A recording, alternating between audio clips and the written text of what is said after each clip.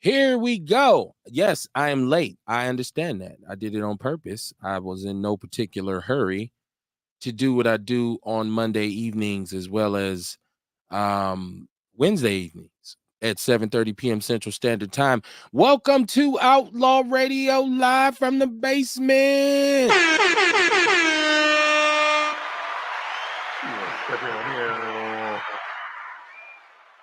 Yeah, tell everybody we're on. I know I'm late. It's all good. It's live from the basement. We're gonna get it in tonight. You know how I do. Please excuse me if there are any audio difficulties. I've been experiencing some internet glitches over the last few weeks, and if it happens, best believe we'll straighten it out. We'll keep it going. We'll make it pop. It's Outlaw Radio. Once again, I have to answer the question. First, I have to ask the question, then I have to answer it. People say, there we go, right on time. Audio difficulties. Y'all hold on a second. I'll be right back.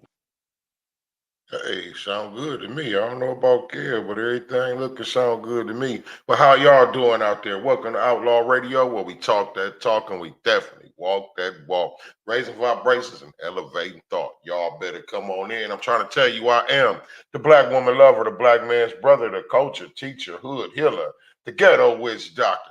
Hey, mama, there go the CMOS, man! Y'all better come on in. Y'all better come on in. I'm trying to tell you, I am here. And we gonna get this thing popping, man. Let's go, kid. I'm loving it. Hey, I ain't had your sound effects. So I don't even know my buttons over here, right? I heard you. I said, look at my brother improvising, right? Right. That's what's up. Like I said, man, I don't know. I've been having some challenges with my cameras. I've switched cameras. And it's a thing called latency. And if you don't do this, you don't understand. Latency is basically when I'm talking, you can see my mouth moving. When the latency is off, it looks like a karate movie, right? You can still hear it, but I can't do it. It's a pet peeve. I have to keep it going. Welcome to the show, man. Dion said, man, what the fuck? Dion, we are here, man. You don't got to fret. He's in the chat room. I was going to say, we got a phone number, 262-202-5131. 262-202-5131, and the chat room pops. It pops, absolutely. Shout out to everybody that be in the chat room, man. I get a lot of love from that. But man, to start it off, how was your weekend? We haven't been on since last Wednesday. How was your weekend? Man, my weekend was great, man. Went down like Whitney and Bobby Brown. You know? Oh shit. Well, not quite like Whitney and Bobby Brown, but you know what I'm talking about, man. It went down. You know what I'm saying? Did the Friday market thing, and then Sunday, I got a chance to hang out and relax a bit. You know what I'm saying, and take advantage of that kind of time. Yeah. Oh man, I've been enjoying just the weather, because I know what's coming, and I know that winter is forthcoming, as they say. Autumn is my favorite season, so I do enjoy it, but the transition where the weather actually changes. So it's been unseasonably warm in Milwaukee, right? Like, and so it's been dope. And I know there, because we're gonna talk about a lot of things that happen around the city. So I know that there's a lot going on, but I've seen people enjoying it. I've seen people spending time with their families. I've seen people going to festivities, you've been out of town, you traveling, people really been living it up. So I think what you hear most of the time is the negative aspect in regards to our city. Oh, fuck Milwaukee. That's what people say, right? Like people who live here be like, man, I'm getting the fuck up out of here. And it's like, okay, I understand that. Right. But well, I mean, in no uncertain terms, right? Like, okay, all right, then holler at me. And there's no malice or menace involved. Like if you have to find your lane. You got to get somewhere where you're straight. Mentally, you have to be straight. And Milwaukee is a tough place, man. It's a situation where our leadership is bad, our community is fractured, it's segregated, it's racist, and it's economically deprived. But it's home. It's home for me. Like I've never lived. People used to honestly say this: if you can make it in Milwaukee, you can make it anywhere, right? Like because You already against the grain when you start. We have to swim upstream as foundational Black Americans. And if you one of those type of people who's engaged in that type of behavior, like you like, look, fuck all the bullshit. I'm just concerned with progress and prosperity and positivity, right? Pop your peas, as they say. Then this is a show for you. This is the most non-hater vibe you're gonna get. Kamar, we are neutral on a lot of shit as Black men. We Right. have opinions, obviously, right? But Right. in terms of like trying to dictate You to can be people, neutral with an opinion. yeah, like you can sit in the middle and watch the shit Right. happen and be like, you know what, if I was you, Yeah. hey man, look at that. I don't got a dog. I don't got a dog in a fight. You know what I Nah, mean? But I think, but I'm also aware of what the outcome could be and what it could mean to me. right. You know what I'm saying? So I just think people here, like and it's hard. I understand it's hard to be positive, in a place like this, you know. And I know a lot of people live in situations and communities where the nonsense and the bullshit, the fugaziness is off the charts. You can just sit on your porch and see it. Like, man, fuck this city. And you don't see much help coming from upstairs. You don't hear people talking about long-term solutions for us, but I'm here to tell you the plan long term is not for us to succeed, right? Like we like to think of ourselves as major factors, which we are, but in the grand scheme of things, nobody really gives a fuck about us. That's why it's so sad that we don't give a fuck about us. You feel me? So Mhm. welcome to the show, man. I said be positive, then I said some shit that make you sad. But you should find the inspiration in me saying it's not really about how somebody else feel about us, it's about how we feel about us. I realistically feel we are more close to controlling our destiny in this country than we ever have been. And I know that there's Black people who disagree, and that's fine, you know. And it's like one of those things when my pops used to tell me, if you in a room where everybody love you, you in the wrong room. Mhm. Because this is not a possible. It's impossible to do. You can't please everybody. I don't care what you do. So do whatever it is that you do and do it to the fullest. That's the only thing I say to people. If that's what you like it. If that's what you do it. You want to wear that shit, wear it. You want to drive that shit, drive it. It doesn't have anything to do with my bottom line because my bottom line is established from a conversation that I have with myself about myself and about where I'm going with myself. Right. So, welcome to Outlaw Radio, man. It's a pleasure to be here. And we it seems like they say everything happens in threes. So Tito Jackson passed away 70, 74, 70, one of those ages. He passed away this weekend. And it's funny how people love you so much, Kamar, when you gone. Because forever Tito was the butt of the joke with the Jackson family. Yeah. Right. Like everybody, Tito was the joke. You know what I mean? But you never seen Tito go crazy. Like out Nope. of the, okay, so let's talk about the Jacksons, right? Which culturally is probably the preeminent celebrity family for Black people. We know of them rising from Gary, Indiana to becoming these not even global, universal superstars. And a lot of people have forgotten that at first it was the Jackson Five. Wasn't Michael. Michael was the singer. Obviously, Michael star shine bright. And so eventually he elevated above and beyond that. But for a long time, it was about the Jackson Five. It was the band. So people joke now, but back in the days, Tito was a big commodity. He was part of the Mhm. J5. So, but look at what money and success done to their family. Ultimately, look at Michael. Like, and look, rest in peace to Michael Jackson. But for a long time in Black America, we looked at Michael Jackson as somewhat of an oddity, like even to weirdo status, right? Like because of what happened with him physically and his appearance and his behavior came so far away from. Okay, so maybe it's just because we didn't know him on a personal level. From what we seen, sleeping in the tank with the monkey and living in a damn fair, just a carnival, just drinking Jesus juice with boys, like money and celebrity and fame just absolutely ruins you, right? And it can ruin your family. So Tito he didn't look like he was ever tripping off that shit. Like you didn't see Tito with a new nose, and matter of fact, you didn't really see Tito.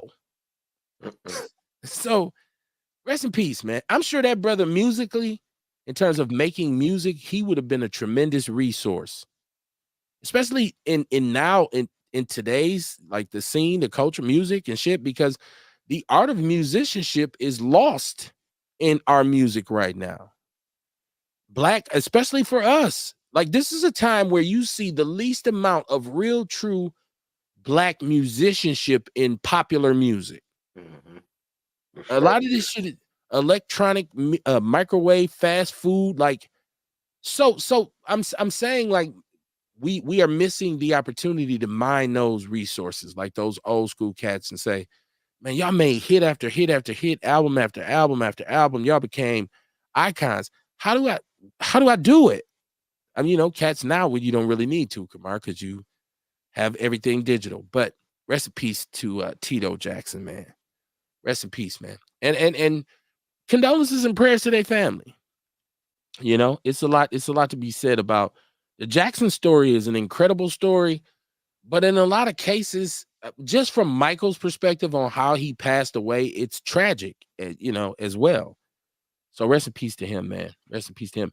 And if you lost anyone, and so I don't just shout out celebrities, if you've lost anyone, especially in this crazy ass city, condolences and prayers to you as well. Some people say, man, I lost my auntie, I lost my cousin, I lost my niece. You talking about goddamn Tito Jackson? Fuck Tito Jackson. So I want you to know, shout out to you too, man. Shout out to you. Yeah, man. Come on, how you feeling tonight, man? How you feeling? I'm I've been good, talking. man. I feel good. I'm well rested, ready to go. Okay. Because we're gonna get it popping. We're gonna get it popping. Yeah. Like I said, we're on Mondays and Wednesdays, usually it's 7:30 p.m. Central Standard Time until whenever. But like tonight, I was just, man, Kamara, I'm just chilling, man. I'm just really chilling. I ain't tripping. So I was like, Mm-hmm. man, I'll start this shit when I want to.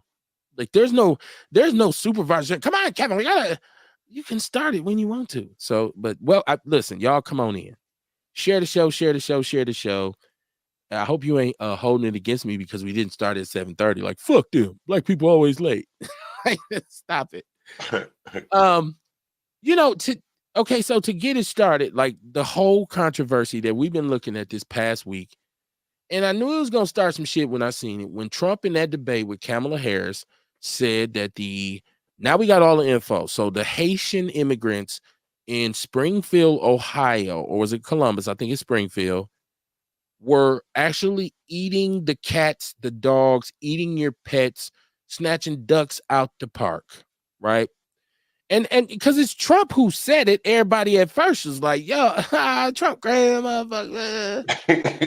Trump crazy motherfucker. Then you start to look around. Like I had the revelation last week. I told you, shout out to Bear Meat. We were having a conversation. He's like, look, like you see no cats around here. You see no stray dogs. And I live in an area where there's a lot of Hmongs, a lot of Asians. I'm not saying that they're eating the cats. I'm not saying that they are. So What are if you you're saying, Todd? well, I'm saying that it's a coincidence, right? It's a coincidence. Come on. That I'm used to, like, nature be naturing, right? So in my yard, I'm on I have a very good relationship with the rabbits. Like rabbits, this is a place of comfort for them. Not pigeons, because I ain't seen a pigeon in a long time. There's multiple birds. I even put a bird feeder in my yard one year. The only reason I took it down is because it made such a mess. I didn't want to attract mice because I hate rats. So I see one rat per year. I see no cats and very few stray dogs. And then there's a flood of information coming in from people in Ohio saying, no, this is actually true. I'm not a Trump supporter, but I feel like he kind of opened up a Pandora's box on this. What's going on with the cats and the dogs and the ducks in Ohio? I put a post in the People's News Network about this, and it is still getting comments right now. It's probably the most commented on post I put in the People's News Network in a long time, of people putting links up saying, no, this is true. people who live in Ohio saying, I'm down here, I ain't heard about that. Have we heard about them taking the cats up here? We have not heard about that yet, Kamar, because nobody even gives a fuck about a stray cat, right? So if that cat is, you don't see him no more, you say, motherfucker must got hit by a car. Or did he end up on someone's grill? Right. But hey, should we really be like, I mean, we always been saying like, well, we've been saying Asians been eating cats and dogs and For shit. years. But like, should we really be surprised that Trump's saying it now? Because we've been saying it too. Only difference is he talking about a different group of people. Yeah, because he's talking about Haitians. Right. Who are, by the way, refugees. So these aren't illegal immigrants per se, but still immigrants. I'm taking our situation here in Milwaukee because we don't have this issue, but I'm saying when I look out in my neighborhood, I grew up in Milwaukee. There was always stray cats everywhere. There was always stray dogs. You see a dog, everybody run. There's that damn stray dog. You don't see it now. You don't see it. A raccoon came through my yard. I told you, I ain't seen him since. You looking around like, man, it's hot out here. So, I don't know. And see, my wife and I talked about this, and she said, well, so what if they're eating the cats? Right. So what if they're eating the dogs? But I was saying to her, in America, them ducks in that park supposed to be protected. You got your children, they on the swings and shit. It's everybody having fun. You got the barbecue. Nobody shouldn't be coming up off the creek with 3-4 ducks over their back on their way to the car. Go somewhere where there's places. In this Wisconsin is a hunt state. Hey, well, black kids shouldn't get killed in the park playing with a toy gun either. Another shouldn't, right? I mean, I think that's a bit more important. So it's like, so by that logic, since black people shoot each other and they shouldn't, it's cool for the Haitians to go in the park and get the ducks. Fuck the ducks if black people ain't safe. What I'm saying is, we got bigger fish to fry. This is true, but I'm gonna be honest with you, Kamar. We let the authorities I'd be a little disturbed. I'd be a little disturbed to find out that the individual who lived across the street from me was kidnapping stray cats and grilling them, because that is not the American way. I told you, a lot of black people are traditional. I'm traditional in that regard. There's supposed to be protected spaces. Like, why I can't have a squirrel? You fucking up the ecosystem, because if you eat that cat, then there's more mice and more rats. You see what I'm saying? So now it becomes a nuisance to me. That's how it affects me. I don't want to get into the point of xenophobia, because I'm not xenophobic. Trust me, I'm not. And I don't want to encourage that either. But I'm looking around saying, well, who eating what? Because they got one grocery store up here where they shop at. When I go to Pick and Save a lot, I see a few of them in there, but very seldom do I see them in there. So where y'all getting y'all grocery from? Or do you have to get grocery when it's cats walking around, when it's ducks in the park, when it's squirrels on your fence? Rabbit? Oh, shit. I mean, traps in the backyard. Right. It's I'm not, you know what I'm saying? Like, it's trapping. Literally. It's the one time where I think Trump said what people are thinking. Because how many of us go into Chinese? I had this conversation. You get sweet and sour chicken from a Chinese restaurant. When you eat it, the texture of that chicken is not like regular chicken. Now, my wife told me, she said they take that chicken and put it through what they call a silkening process. Is how they, I don't know, process it or whatever they do. And she said that's why it tastes like that. So I was like, okay. Because I got to wondering, like, we used to eat Chinese food a lot. And it'd be like, damn, what is this really cat or dog? Maybe if you sell chicken to Chinese restaurants, I like to talk to their distributors. Maybe that's the question we should ask, Kamar. We should go in there and say, hey, well, who's y'all chicken distributor?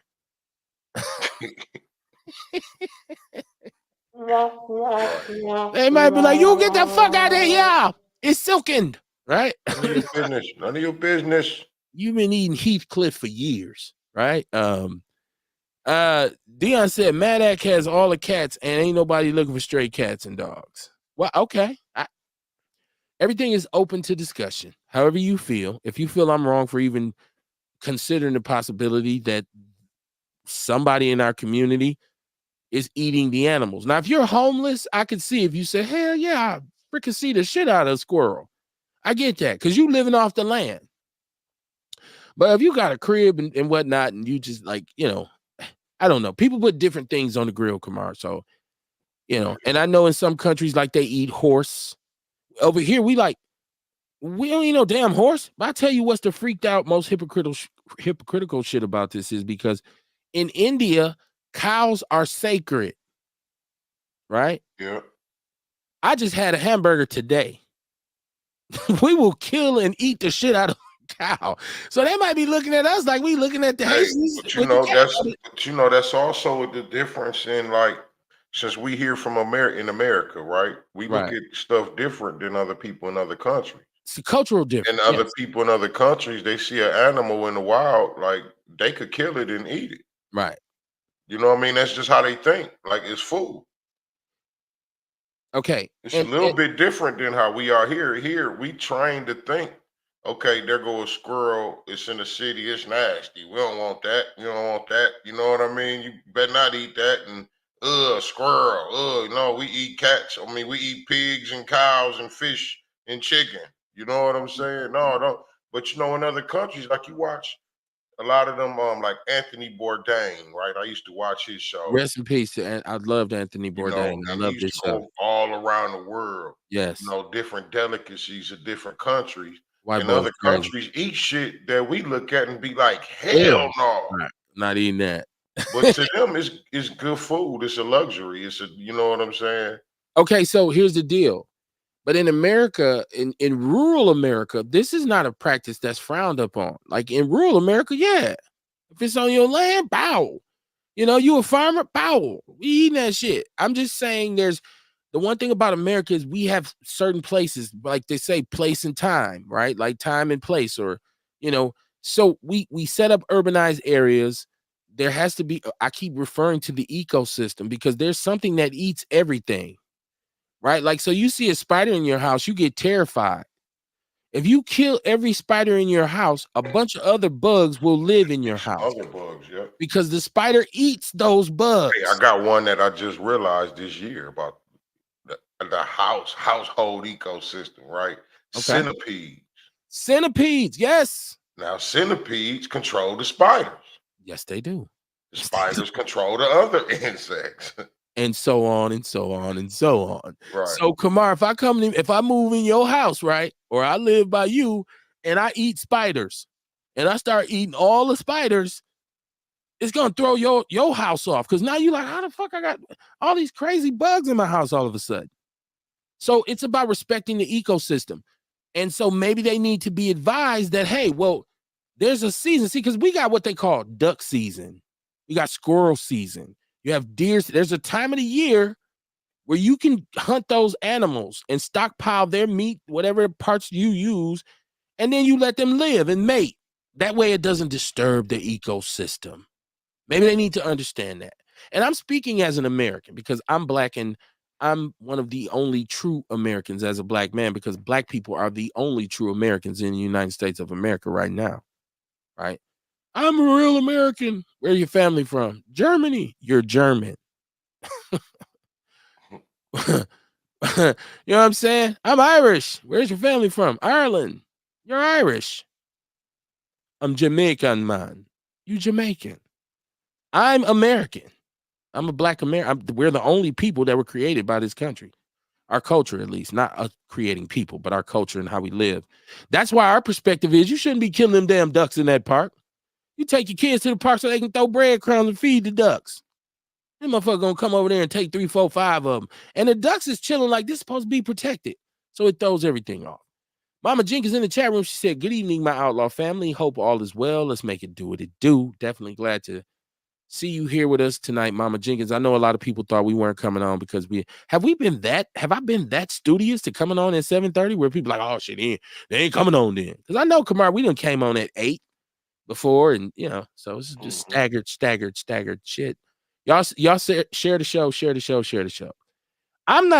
Once again, I'm sitting neutral on this issue because I grew up, my father hunted raccoons, he hunted squirrel, my brother will hunt if he gets the chance. I've eaten, game, venison, deer, all kinds of bear, all this kind of stuff. So, but the thing was, my dad didn't go to Lincoln Park to hunt raccoons. You know what I'm saying? Even when I fish, I don't fish in Estabrook Park. I I feel like there's places that are set up for this kind of stuff. That's an American perspective. That's a Western perspective. You know, a lot of people say Americans are spoiled anyways, and maybe we are, Kamar. We got it so good where there can be live animals walking around and we don't have to kill them to eat. You can actually go to a place, and I talked about this. I just volunteered at Feeding America a couple weeks ago. In one day, we boxed up what they said at the end, 5,000 pounds of food for distribution. And they do this on a daily basis. And it ain't government cheese and like how we had it where the can say peanut butter or the wrapper say butter. This is like food, real like name brand shit. So this is a country where we have so much that, yeah, you don't eat the damn duck out the park. Like, if you poor, get an EBT card and go to a butcher and buy you a duck. If you're gonna live here, you gotta live by the rules. That's all I'm saying. Because you're gonna fuck everything up for everybody. So I think there is some. I'm saying all this to say, even if Kamala gets elected, there needs to be a tightening of the draw of the purse strings on some of these immigrants. Some of them need to be regulated. And if they flooded into this country, some 10 million, they said, have come in here illegally under Biden, then they need to be regulated. And they need to be regulated because we've been regulated. They know better than us. You done had your foot in our ass, put your foot in their ass. Right? It's about time for some new niggers anyways. Since we're Americans now, since we're foundational Black Americans, it's time for some new niggas. Hell, can I be prejudiced against somebody? Can I be racist? Good Black racist? I don't want to live on the block with those motherfuckers. I want to be able to say that. Oh, shit, there goes the neighborhood. They just moved in. Oh, ain't going to be no more cats. Can I be a little Archie Bunkerish? I mean, come on, man. We've earned the right, man. Whether you agree with me or not, please call in and let me know. 262-202-5131. It's Outlaw Radio live from the basement. They done tried to shoot Trump again, allegedly, on the golf course, this time with an AK-47. Trump said it's because of the rhetoric that the Democratic Party and Kamala and Joe Biden has put against him. I don't know if it's Joe, though. I don't know that Joe be at the meetings no more. Like, I think Joe be napping. Like, I think he asked Kamala at the end, like, hey, what they say? Motherfucker, where was you at? Shit, I'm asleep. Goddamn, I was in my room. Like, Trump, why are people trying to shoot Trump? Why is there, or is this once I again think it's fabricated? another bullshit. Okay. Thing. Okay. Some more hype, man. Okay. Ain't nobody trying to kill. Ain't nobody worried about it. I don't think nobody threatened from about Trump no more. Okay. Fucking joke. Y'all tell me out there in the chat room, Sharon Evans, I see you. My sister, she said, what's going on? Outlaws, how you doing? How you doing? Share the show, share the show, share the show. Why are people shooting at Trump? And Trump, they done tried to shoot him twice. During the election, they done tried to shoot him twice. Like, and if he's faking this, if he's spinning this, I guess last time it happened and he threw his hand up at the end when he was on the way out and his ear was bleeding. People said, yeah, and he surged ahead in the polls. So maybe this is an attempt to kind of, kick the campaign in the ass, because he did really, whether how you feel about it or not, she looked the more qualified candidate after that debate. And it wasn't because she's so profound or she's so wise or she's so, just so fabulous and charismatic. It's just because he's a fucking bumbling idiot. And that's why when he did spit the shit about the ducks and the cats, and everybody said, it's some bullshit. And then people did a loop around and say, oh, wait a minute. Where the goddamn cats at? What the fuck happened? She said, what's going on? She said, why they keep missing him? This is Sharon Evans. She said, why do they keep missing him? He is, he's the white Pac, right? Like, how is he shot me 5 times and I survived, right? Like, so, yeah. For pawn him. Yeah, I don't know. It's and then the ear thing, the whole healing of the ear. That shit healed fast as a motherfucker. Yeah. This shit is looking like a farce. It's looking like a farce. somebody who will go to great extents to try and like whatever advantage I can. It's kind of admirable. Like I do whatever I got to do to win. I'll throw sand in your eyes, right? Like I the old cartoons where they put some thumbtacks down when you chasing them. You step on the thumbtacks or put some oil down your ass, slip and fall, all that kind of shit. That's Trump. He's doing whatever it is that he needs, that he feels like he needs to do to win, which ultimately is pandering, which is the same thing that Kamala's doing. Why she washing off greens in the hot tub in the bathtub and keeping hot sauce in her purse? She's pandering. She's trying to win. It's a race. It's a competition. Al Davis, who was the longtime owner and with the architect and longtime owner of the Raiders, says if you ain't cheating, you ain't trying. So I would hope people ain't fooled by the smoke and mirrors, you know. But it's a crazy situation. Once again, I wonder how are we gonna come on, how are we gonna make up with each other after this election is over?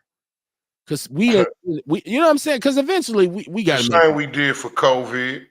Okay.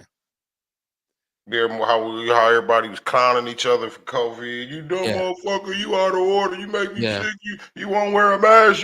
You lousy. You idiot. You idiot. You stupid. You Mhm. selfish. Yeah. Everybody made up after that. We make up again. Okay. Because black people, y'all know we done clowned each other during this shit. Like Straight up. we really just done acted. We done showed our entire ass on this, and like it's a circular argument, meaning that it never stops. And because it is consistently how I feel versus how you feel. And people have their own reasoning for how they're gonna vote. But that's always been the nature of political elections. So why now does it become personal? Like how many of us have I didn't vote for him or her. I voted for this person or that person. Oh, okay. Well, I mean that argument about Republicans and Democrats has been going on for so long. And when I see black people who are blindly tied to either party, like you could be this card carrying Republican or you could be this diehard Democrat. If you are so blinded and so affiliated to that party that you lose sight of us and you're willing to go against us because of your beliefs from that party, that's when it becomes a problem to me. You're not even willing to hear a different perspective because you're what they say, indoctrinated. You're you locked in. Let me see. Somebody just tried to call me. Let me turn my phone on. Dion has called me twice. I know he's gonna put it in the chat room pretty soon. What the fuck is wrong with the phone? Sharon Evans, she said, not fooled. She said, not fooled at all, and I'm not fearing either one of them. Man, I would think the lesson learned here, Kamar, is that we got to do us no matter who's in office. Yep. Like it's not like we could look at them and say, well, if he or she's elected, I'm gonna be good. We still got to do the work that needs to be done in our community for us, no matter who's in office. Mm-hmm. So That's a life lesson, though. No matter what is going on with you in life, no matter what you're going through, you still got to get yourself together. got to get yourself together, Kamar. You got that, man. You couldn't have said it no better. It doesn't matter. You gotta do you. Like, okay, so at our age, now you think about this because I'm gonna make you feel like I know you're vegan and you know your vitality but Kamar, we so old. How many presidents we done seen? Like Right. at this point, we've accepted the fact that it ain't never mattered who was in the Right. White House for us. Whether it was Reagan, whether it was Bush, whether it was Clinton, whether it was Obama, whether it was Trump, we still had to focus on doing us. And I Yeah. want us to get back to that mentality. If we're going to get in this political game, if we're going to get involved, which I encourage black people to start taking part in the civic process, but be informed and have a plan and be calculated. That's what they are. That's how they run the game. They got a whole kind of structure set up for this. We need to set up our own structure. So I'm less mad at somebody for voting for either one of these candidates and more mad at somebody who don't know sheep shit from wild honey that's just regurgitating information to people. And listen, every time you say something stupid, there's somebody there who notices it. So Man. a lot of times you think, oh, I did that. And somebody's sitting there like, that motherfucker don't know what the fuck he talking about. So it's not really about just saying shit on Facebook or Instagram to make yourself seem deep and profound. Because eventually somebody who knows you or somebody will run into you and say, man, I met that motherfucker. That motherfucker ain't all that shit he be saying. That's your avatar on Facebook. That's your avatar. Dion, I do got the phone up, so if you hit us back, we should be able to catch a call. And there goes for anybody else. 262-202-5131. I was thinking about the black elites because I realized that there's a group of black people here in America who have managed to acquire some wealth and some status. Like they're living good lives. We've been able to check a buck here and there. You know what I'm saying?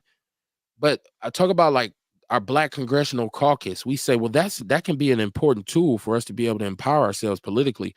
Why don't we take advantage of that more? Because and I think that's a situation where it's controlled by black elitists. And black elitists are oftentimes misinformed about how things really are because they're separated from it. They are detached from it. I remember when Bill Cosby came here and gave his infamous pound cake speech. One of the main things that I had a problem with Bill was it seemed like Bill had forgot what it was actually like to be poor. I know it had been a long time since Bill had really been in the projects, and I knew that when he was in the projects, it was the 1950s. He wasn't in the projects during the crack era. He wasn't this is a whole new gangster shit. Bill didn't know nothing about it, right? And so he spoke from a perspective where it was like he was talking down to the people, which really upset me. And so a lot of black elitists, they forget, and if God forbid if they've built some generational wealth for themselves, they actually separate themselves from us. And that's kind of like the piece we're missing in terms of getting things done because we need to have those people because they have access to resources. Okay, so the bougie shit, right? Like I don't want to call nobody out because I said I'm done putting people down. But I look at the Urban League here in Milwaukee. Um, and the Urban League was actually the first civil rights agency in Milwaukee. People don't know this. They were here before the NAACP were. They made a lot of leeway in the beginning of us establishing black, quote unquote, Milwaukee. But what do they do now? They have some jobs programs. They have some scholarship programs. They have a driver's license program, which is absolutely beautiful. But in terms of grassroots uh, activity, I don't see it per se. Now, once again, I can always be corrected. If you can name something, and like if you've gone there and you've had a beautiful experience where you said, "No, I went in there, I was able to," because I know they with the resumes and you can come in there and use the computers and stuff like that, and that in itself is a great service to the community. But there's a lot of other things to be done politically, right? Like, so if we had a ideal political candidate or leader in this city, it should be somebody who's affiliated with them, as well as the NAACP, as well as the churches, all of the civic organizations. There should be solidarity amongst them. And when we do launch, and when we do say we want to start an initiative for this, it should be all hands on deck. Now I see they have a black and white ball, and but how many of y'all go to a black and white ball? This seems like black elitist activity to me. This is why we have this issue with the Divine Nine organizations, the Black Divine Nine organizations, because it seems like there's a separation sometimes of those black people because they do look out for each other. They network, they empower each other. You get a job, he helps, we helps, you help, we help. But then there's a bunch of us who ain't in on that. Like we don't reap the benefits of that. Now you can stop down every now and then and give out some backpacks. Shout out to you. That's a beautiful thing.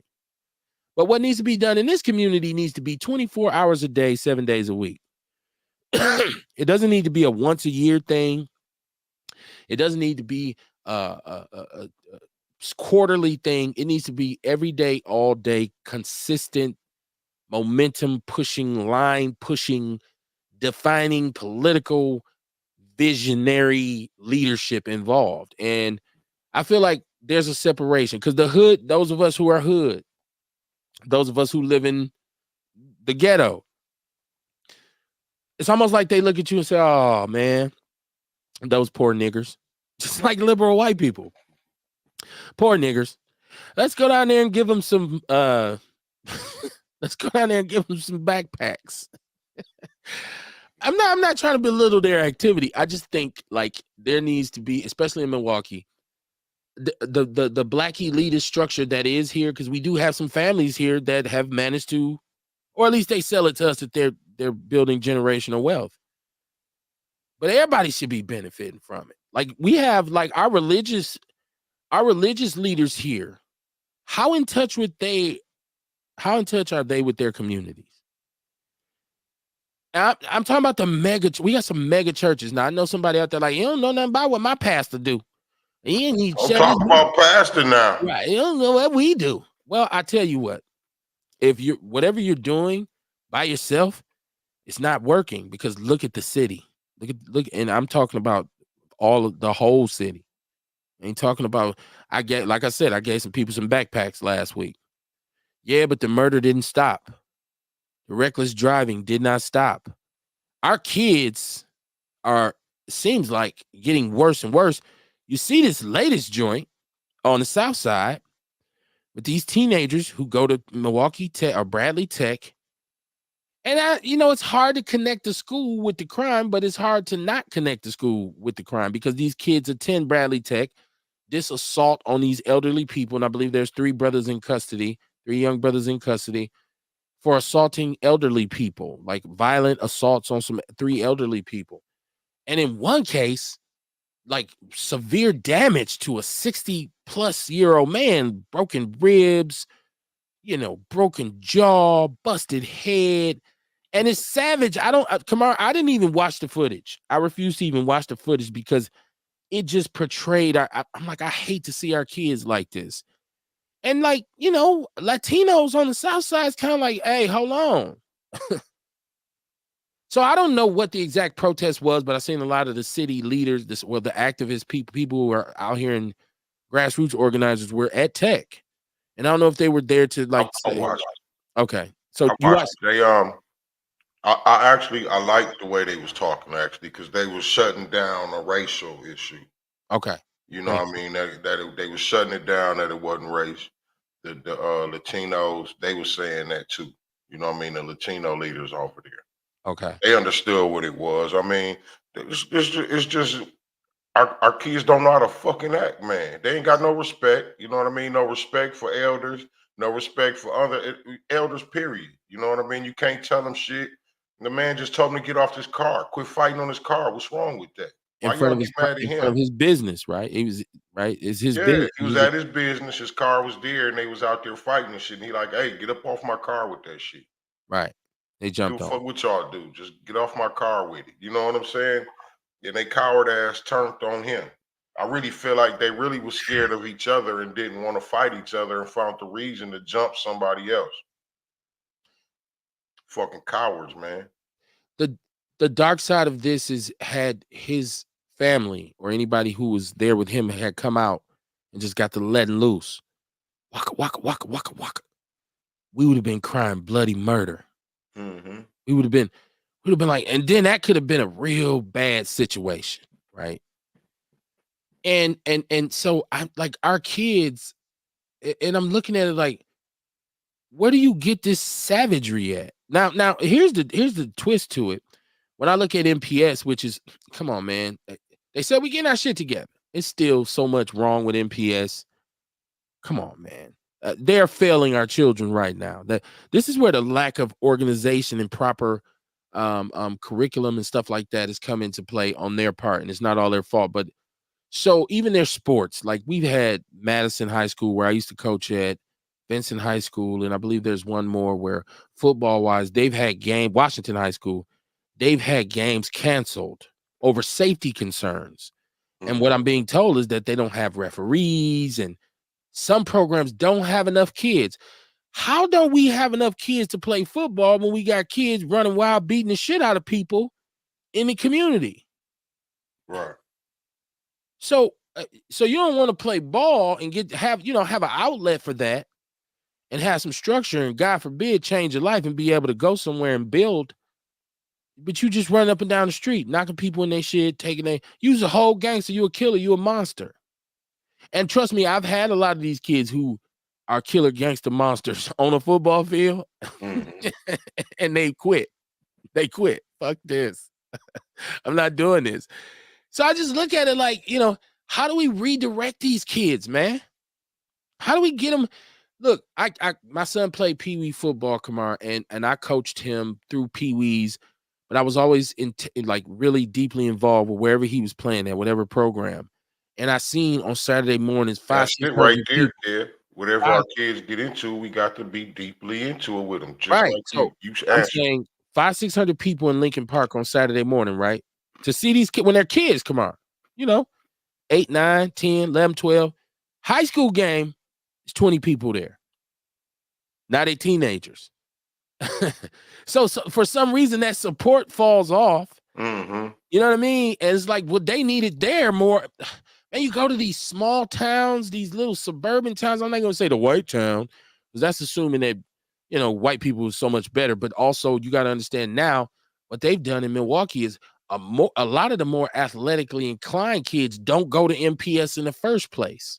Mm-hmm. There, you go to a school and be in Waukesha or New Berlin or Brookfield, or you say, what the fuck are all these black kids doing out here? Because it wasn't like that when we was young. You know what I mean? So I'm saying we got to figure out a way to redirect these kids, because obviously they have this angst and this aggression, and somebody got to be able to say, what the fuck do y'all want? What would it take for y'all to just say, look, we getting to the point where us as the OGs, as the older people, we don't even want nothing to do with them. I ain't gonna even say nothing to them motherfuckers, man. Because I don't feel like, you know what I mean? I ain't got Mm-hmm. time. So oh man, these kids, man. Earl Henning, he said, get your child in order before they're killed. Sharon Evans said, what's sad is there were so many kids and none of them had any decency or courage to speak up. That's another good point too. Like, where are the leaders in this? Who's gonna be now? Okay, this is what I'm guilty of too. I think we all are. There are a lot of kids who trying to do what's right. Let's give them some props, first of all. A lot of kids getting out of here, going to school, going downtown to MATC, going to UWM, going to Marquette. The HBCU thing is popping. There's a lot of kids doing what they're supposed to do. So I don't want to make it look all bad, but there's this element of kids that are extremely out of control. And then there's a layer of kids who are in school, but they're not learning. They're not literate. They're just there. It's what you call social promotion. So we got to figure out a way. That's why my idea for saying when you get to 8th grade and you get to high school in the 9th grade, I mean, after you leave 8th grade, you sit down with a counselor that says, listen, we're going to give you the opportunity to choose your own career path. Do you want to work in do you want a vocational occupation, or do you want to go to liberal arts college? You want to be a plumber, want to be an electrician, want to be architect, want to be a mason, machine operator, whatever, entrepreneur, here's your career path. And you have classes set up over those 4 years up to apprenticeship opportunities and scholarship opportunities when they finish. And then you have these other kids who say, no, I want to be a lawyer. I want to be a social worker. I want to be a teacher. Whatever. Okay, you're going to take the liberal arts path, and that's your training. Instead of just trying to fit everybody in the same barrel and then spitting them out saying, go do what you do. Because obviously it's not working. There has to be some changes made with the way because we're putting a lot of kids out here who don't really have job skills. That's another truth, that a lot of them don't have job skills. So when you say build something here, you know who's going to come get those jobs?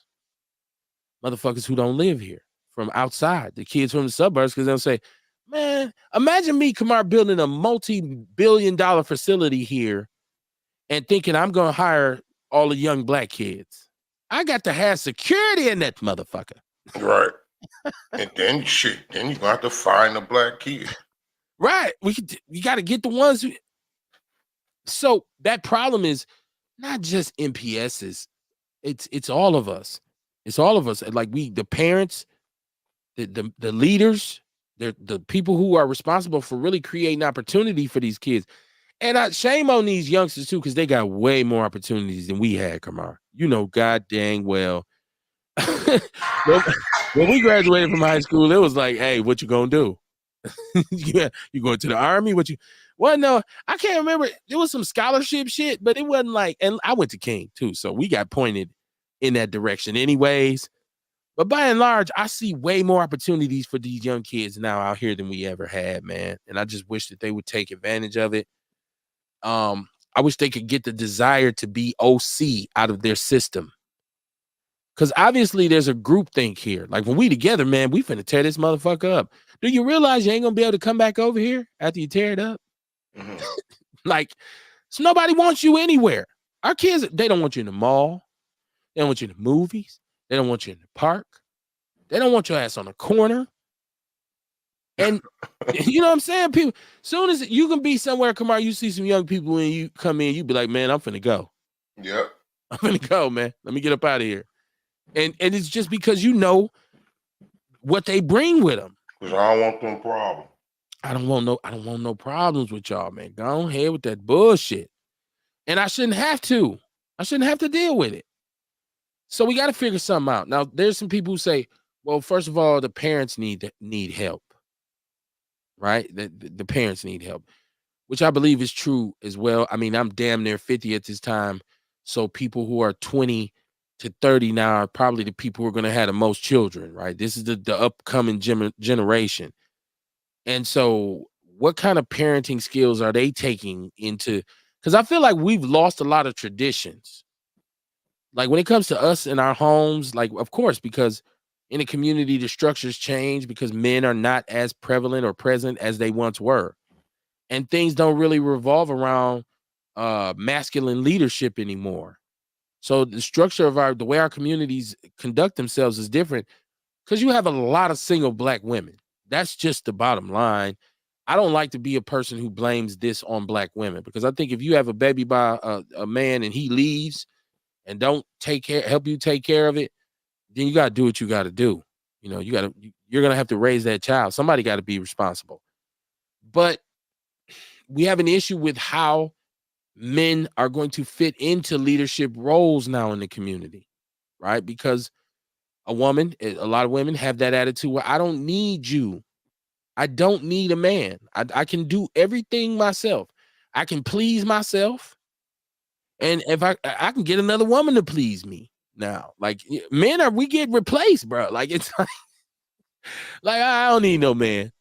And she'll stand on that because in terms of like being satisfied sexually, she knows she can go anywhere and there's a man who be standing there like shit.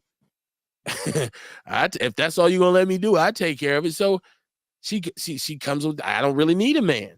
I use men for what I can get from them, but I don't need one in my home.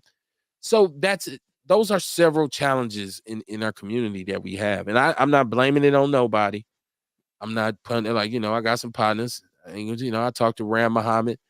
Rick Muhammad will tell you every day that the chaos in our community is because of black women and their lack of ability to raise black men. I say, but what about the father though? And he's like, yeah, well, because he feels like the woman controls the whole situation, and if she don't let a bum knock her up, but it's not always that clear. It's not always that black and white. But I don't talk about him behind his back. Earl Henning said they had vans picking up the kids from Milwaukee. You taking them to school in the suburbs. Yeah, they'll figure it out. And I'm telling you, for us to have a $1.5 billion budget for MPS, when I look at some of these suburban school facilities, they just blow MPS away. If anybody out there have been to Pewaukee High School, Pewaukee, the school look like a community college, Kamar. Greendale. You go to the campus, I'm like, dude. And then you come back to Milwaukee and you're like, But we got the $1.5 billion budget. So it's, there's some discrepancies, like, but that's why we need strong leaders to bring those problems to the forefront, to say, okay, well, we just done an examination.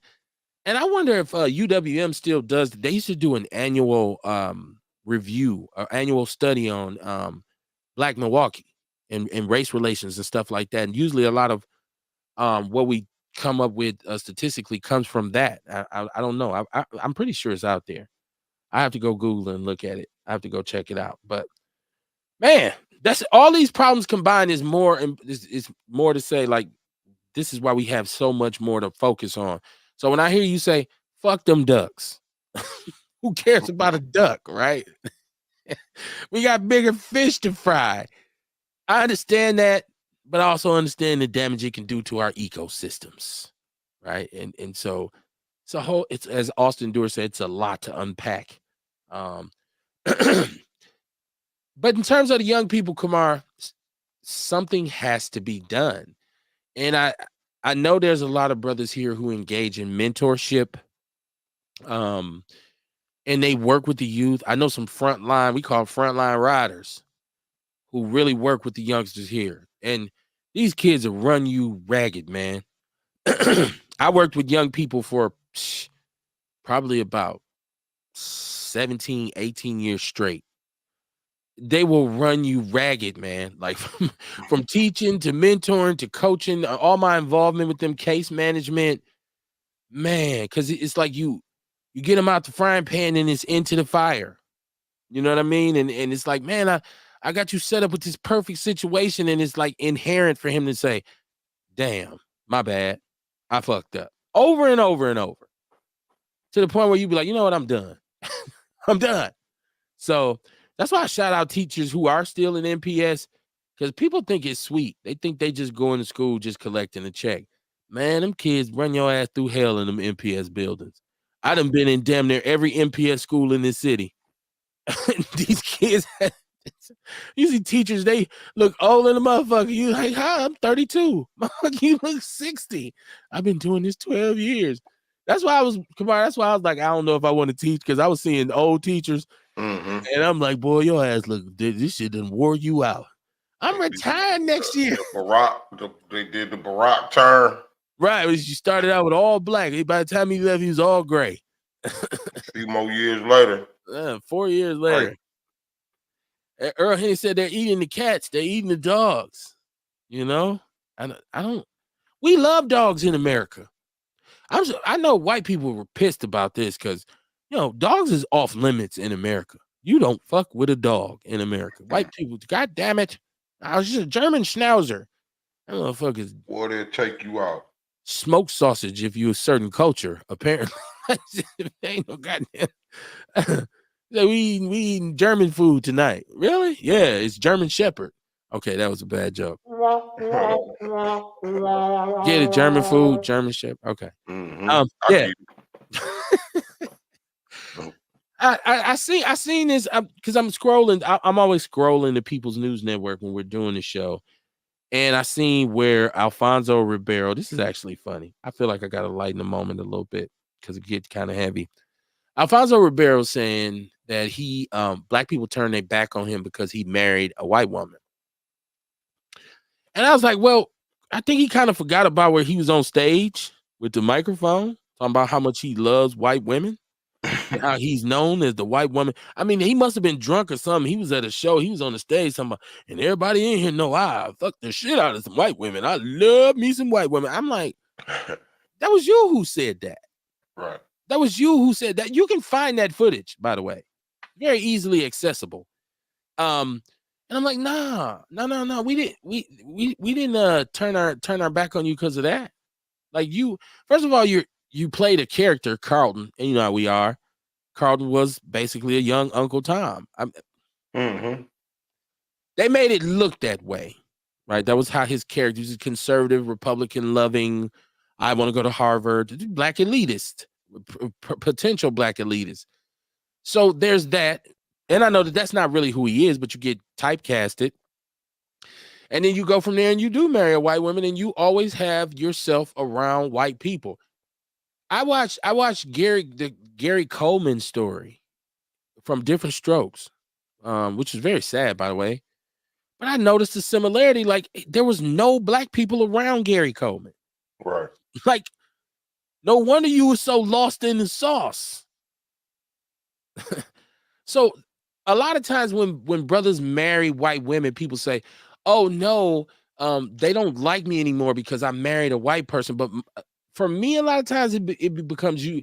It's because you become whitewashed, and then all of a sudden, you no longer see color after a lifetime of being a black man. Now you want to become for Color for black. me to try it, like, right. So now you use a tree hugger now, and I'm wrong. Oh man, you just man, I'm not gonna say this brother's name, but I know this brother. And once he married a white woman, it became, oh, I know you have. Well, he used to tell me, he used to say, you've always had issues with white people. You have issues with white people. And I'm like, wait a minute. We the fuck both grew the fuck up on the north side of Milwaukee. Now that you're with a white woman, I have issues with white people. And he would say that in front of other white people. Well, Kevin has always had issues with white people.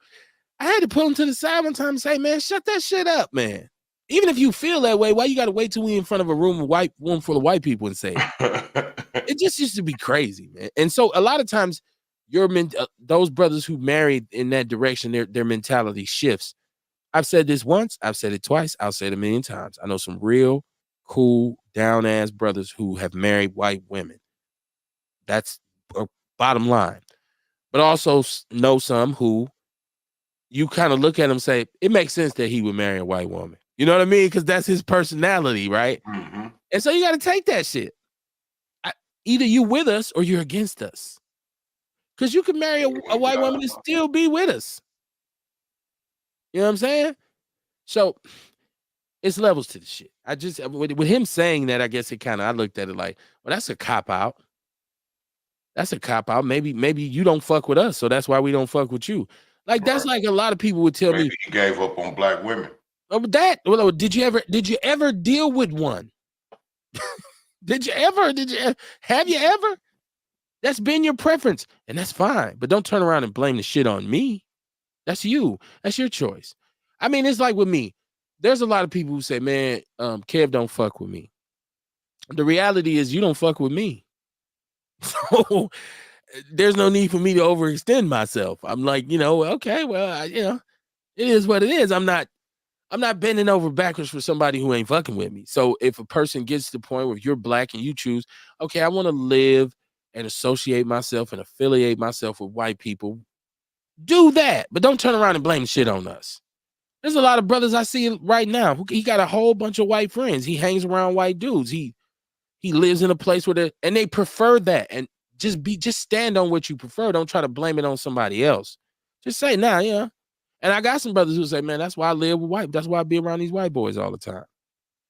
And I think he gets surprised when the white people fuck him over because oh my God, not y'all fucking me over. Yeah, they'll do it to your ass too. Yes, You'll have what you call a nigga moment eventually, right? And so, like Cube said, you might have a heart attack when you find out black folks don't want you back. Something else weird that I seen in Green Bay, Wisconsin, Green Bay Preble High School.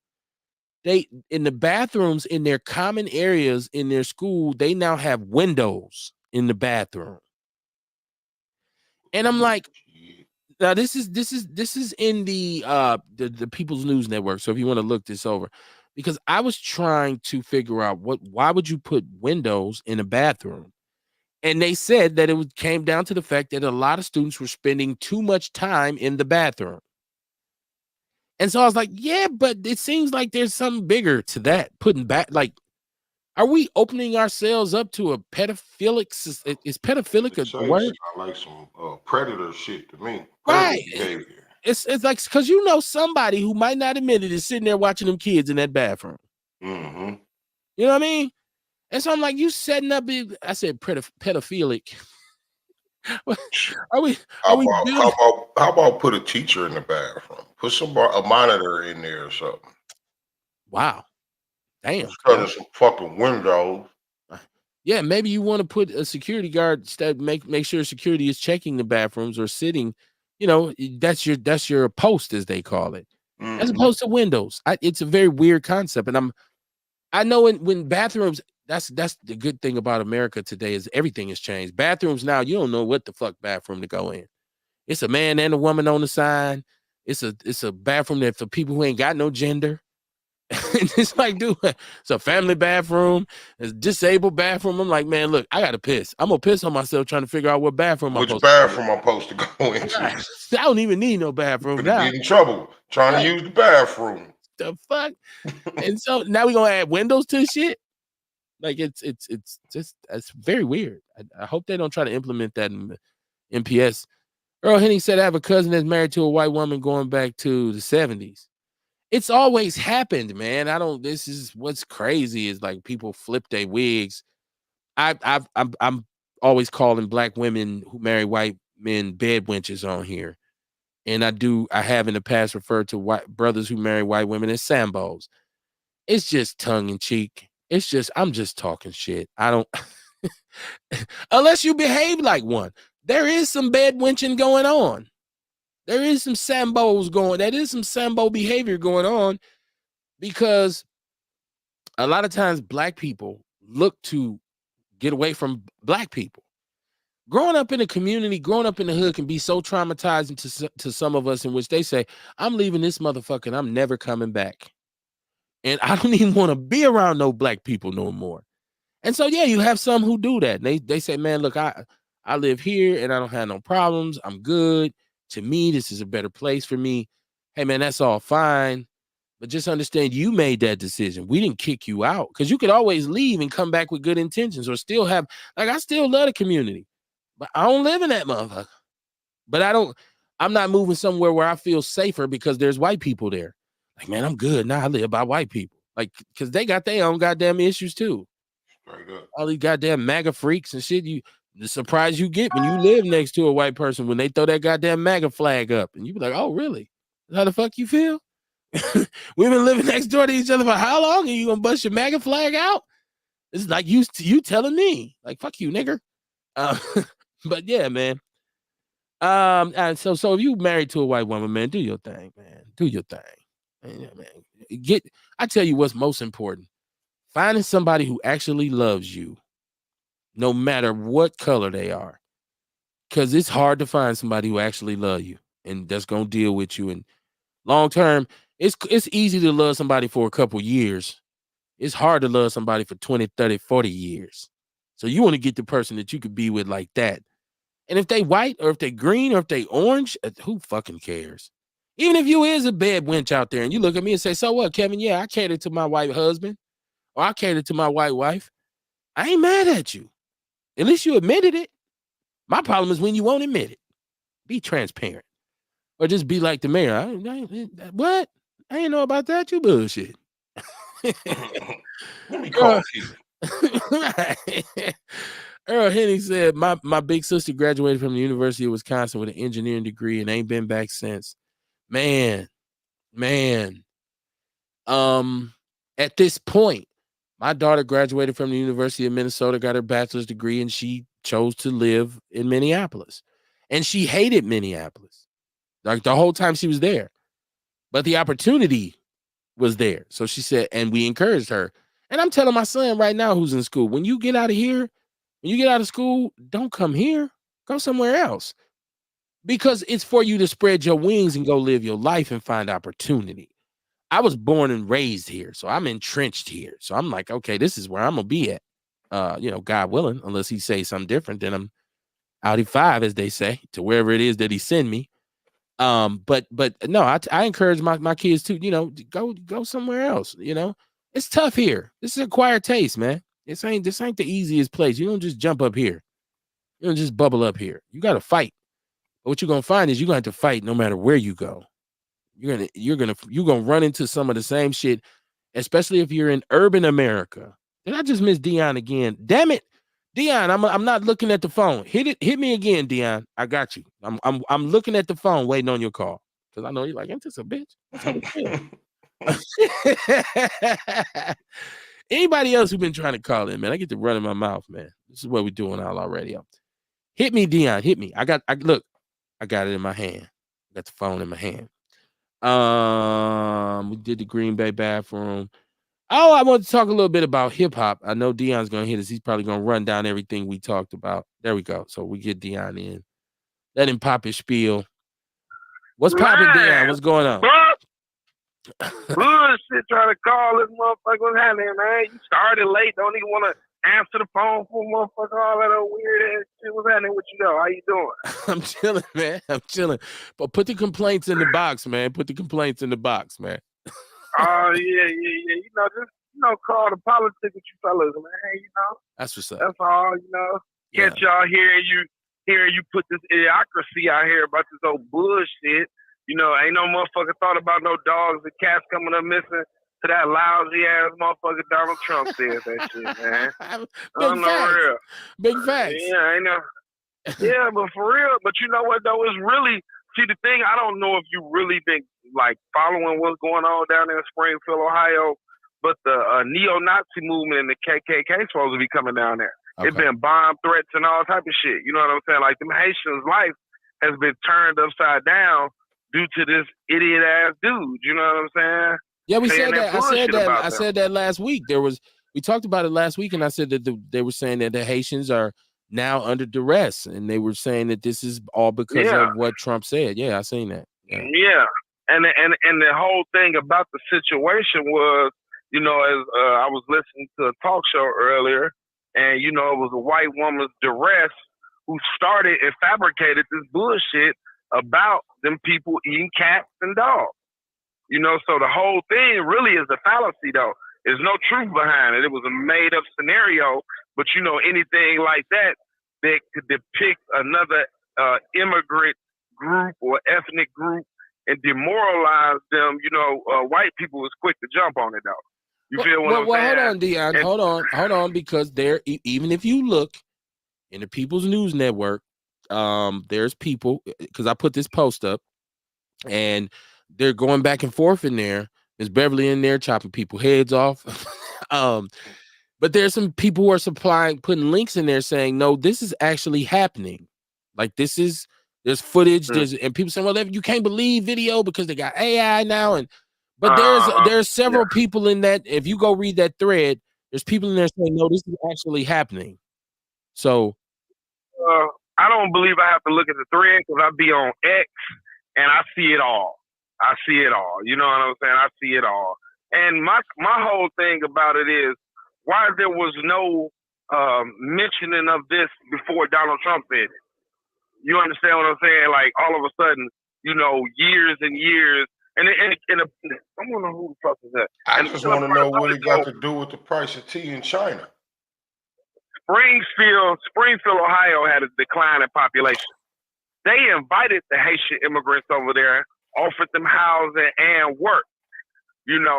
So now all of a sudden, like, if the cats and dogs been missing for how long ever these immigrants been over here, because the Haitian immigrants been over there in Springfield, Ohio. I don't think this year they just invited them over there because the people got residency. A lot of them people got schools. Ain't no telling how long they've been there. Maybe a year, maybe 2, maybe 3 years. I don't know.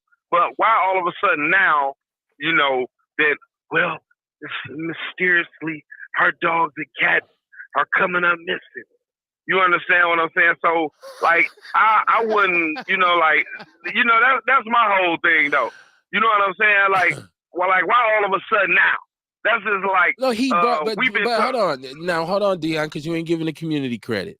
There's been a tremendous amount over the years of discussion about Asians and their restaurants and the cats and the dogs. That's been an ongoing conversation. This. That's always been discussed in our community. Trump called out a specific place and a specific group of people, so it brought light to it. So that's why so much attention on it now. He brought light to something, and there looks like there may be some similarity of truth. I'm not here to, stand up for Trump, but maybe there's some truth to this. Maybe there's some real validity to it. Hey, but do you think eating stray cats will fuck up the ecosystem, though? Stray cats? Yeah, because they eat the rats and the mice, Kamar, and as well as other rodents that may be, Well, the cats fuck up the ecosystem because the cats out here attacking birds and shit.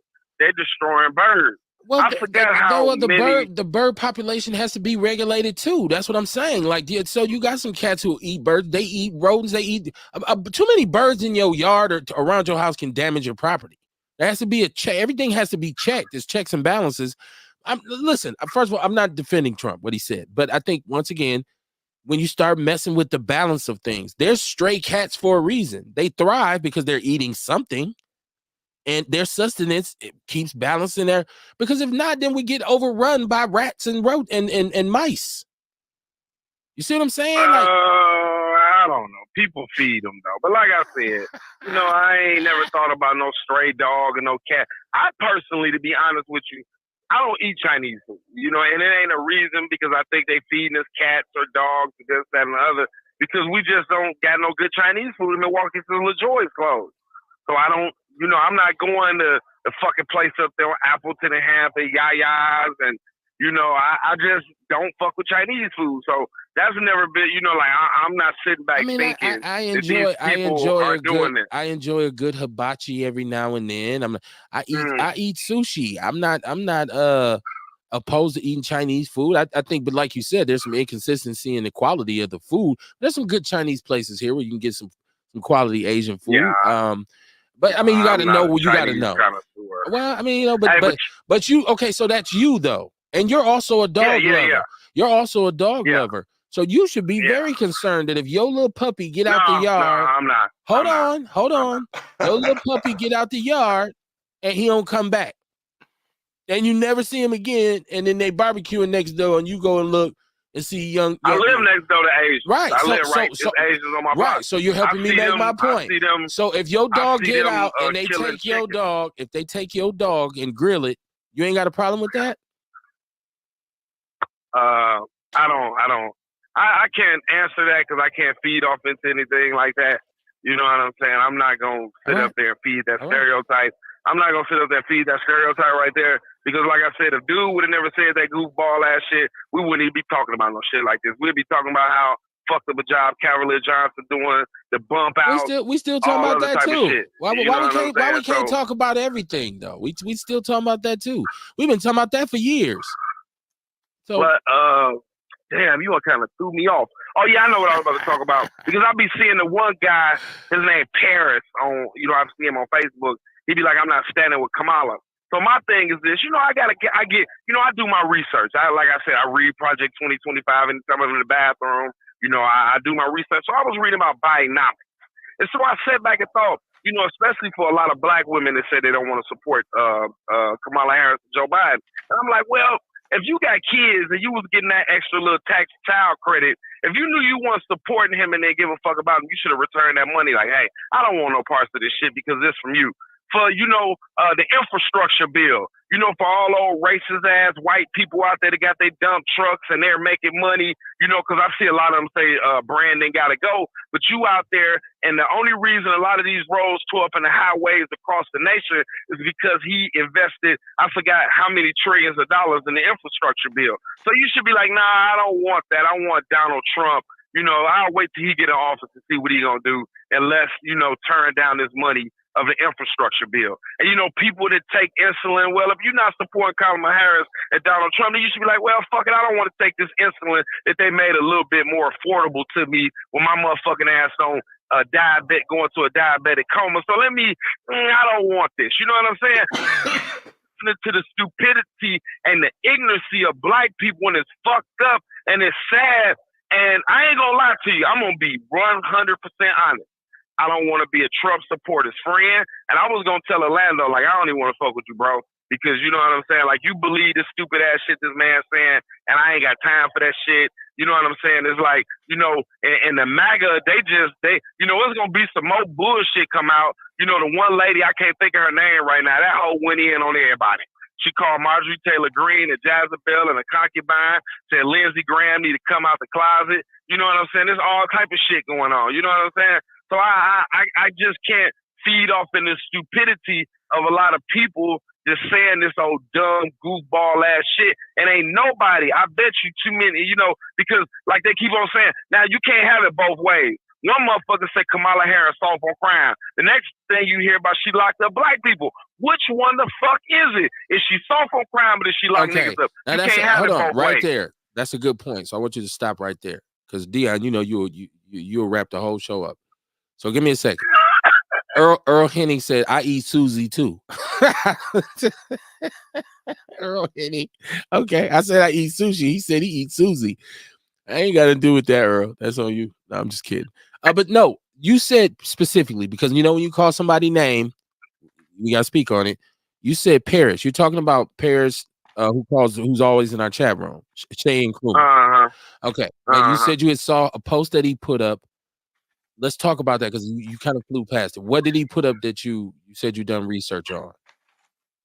About Kamala Harris and then Joe Biden and then the economic situation while we in this, as they call it, I can't think of the name of the shit right now, but the inflation.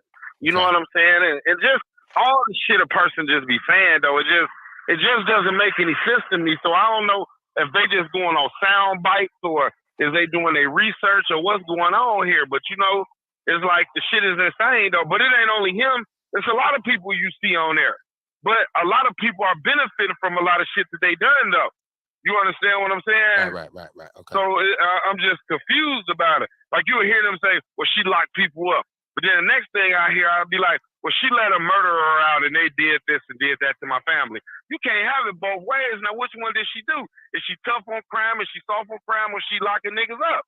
You know what I'm saying? Is you just collect the sound bites and be like, oh, it just sounds good to say. And I don't even think a lot of people know the functionality of the vice president. She can't make no fucking policies. She's the fucking placeholder and the deciding vote in the Senate. You know what I'm saying? So when motherfuckers be like, well, why she ain't did this? She been in office 3 years and she ain't did. She can't do shit. Okay. You feel what I'm saying though? I want to go back to what you said about people trying to, when they spit rhetoric. I'm glad you can point out to a person where it's rhetoric, where you say she locked niggas up in California, but then they say she was soft on crime. She let an immigrant run my son over 3 times and repeatedly with the car. Right. I get that part. And there is, but once again, Dion, this is a political, it's an election. So politicians always throw dirt at throw this mudslinging. So you know that there's going to be some misinformation. There's some misinformation spread about Trump in a lot of her ads, or some inaccuracies, I should say. It's just the nature of the beast. So that in itself doesn't surprise me that, my father worked third shift and my mama taught school. It's like, that was just a very bland kind of depiction of who that individual actually was. But no, that's a good point. But he, in this election, you find that people are extremely one way or another. And most of the time, Dion, those commercials are not aimed at you. So like if you're a Trump voter, those commercials ain't aimed at you. They're aimed at voters who are in the middle of the road, who are undecided. That's who those commercials are for. But you hear people, they keep saying that she locked people up. Where is they get this information from if they ain't sit down and she was a DA? Yeah, she was. That's all. Because she was a DA. Yeah. And from most black people perspectives, the DA is a bad guy. The DA is the motherfucker that locked people up. Right. Top cop. Yeah. Top cop. I heard people talk bad about John Chisholm, but letting him deep throat him at the same time. Oh. You know what I'm saying? Okay. Yeah. Yeah, you feel what I'm saying? But see, the thing about it, though, people don't realize what's at stake here. This is just not really a normal election that we have in here. You understand what I'm saying? Yeah. Like these people are dangerous. These people are dangerous. And if we keep on sitting here putting this rhetoric in there, my thing is, if Trump get back in office, don't be mad about how shit is. I ain't gonna lie, I damn near want to go out and be a vigilante. Like, who you voted for? Trump or what's his name? Bah! Punching motherfuckers in the chest and the head, hitting them with bats, all just getting down out here because it's gonna be anarchy out here. You know what I'm saying? Motherfuckers think this shit a game. When this man revised the EEOC, the Equal Employment Opportunity, where okay, you go up in there, you like my resume is peaked this, that, and that. They don't give a fuck. You could be overqualified. They hire that bum down there. You be like, see, the whole thing is they don't care about your culture. Wait, what you say, Bull? No, I was just saying they do that shit now. Yeah, but still though, you know what I'm saying? They have to have some of us. They have to have some of us on our team. You know what I'm saying? Some of they're First of all, they're erasing our history. We seen that right before our face with Sarah Huckabee Finn, Ron DeSantis, all them motherfuckers down there, Alabama, Arkansas, Florida. You know, people ain't paying attention to that. You know what I'm saying? Like how they gonna turn slavery into some type of economic, where it benefited us. You know what I'm saying? Like what the fuck? How's that? You know, they whitewashing history because, like they say, it's history. They don't want nothing in history to make them feel guilty about what's transpired with us, as far as like redlining, Jim Crow, all that shit. You know what I'm saying? Like people don't realize that shit. Not only that, like my boss was talking to me today. He's like, Dion, some of the things that you said the other day kind of enlightened me, and I was letting him know how uncomfortable it is to be a minority out here working. And I've been in my job 5 years. I have walked past the same people 5 years. Not one motherfucker ever speaks to me. Some of them people do, some of them don't. 5 years we walk past each other, don't even look at each other in the eye. You understand what I'm saying? Hold on. Now, should they? Because you have it said on the show loudly and proudly that you don't like white people. You can't stand them. You wish they would all go somewhere and die. So I'm sure. You should be happy then. I'm sure when you walk in a room, that is your energy. That is what you're putting off. That's your demeanor. I know you big folks. What you call it? What do you call it? Big six? All your little colloquialisms for being. I don't be gangbanging at work. Your demeanor is your demeanor. So I'm pretty sure it might be. A lot of them might be. Dion, have you ever thought about this? A lot of them might be intimidated by you. A lot of them might not want no smoke. I mean, come on, man. Some of them, they can act tough. Check it out.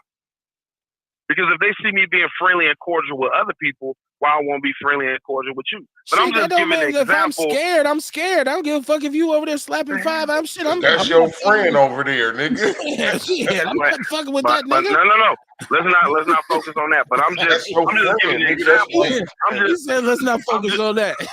Yeah, I'm just giving an example of how does it feel to be a minority at a job. You understand what I'm saying? To be the black guy, you know what I'm saying? I'm really the only black truck driver there. Okay. That's just like, that's just like what happened with the guy Miller Coors or out there Roundies. You understand what I'm saying? People now I don't get none of that. You know what I'm saying? People picking on me and fucking with me because I probably wouldn't be here. You know, I'd just slap the shit out of one of these hunkies and that'll make my day.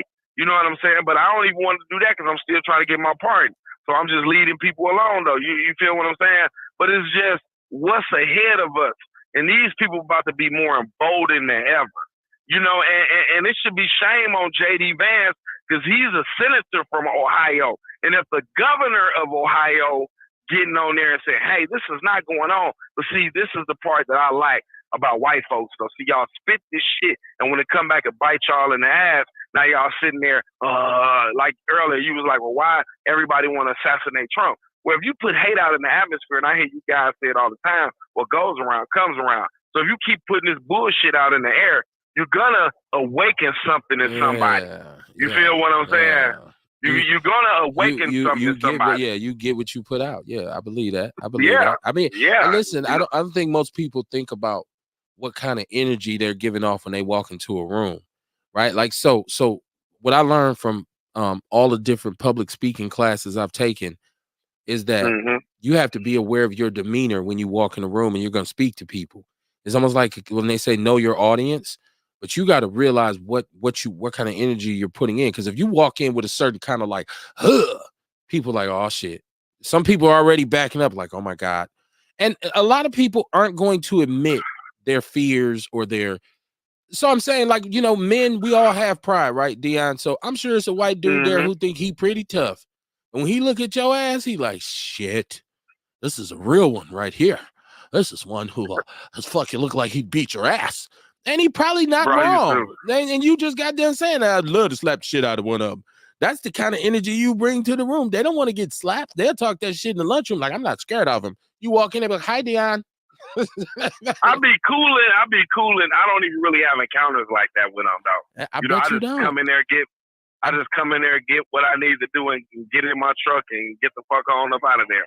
But, it's just, like I said, but I just wish we as black people would wake up. There you go. You know what I'm saying? Stop putting this bullshit out here.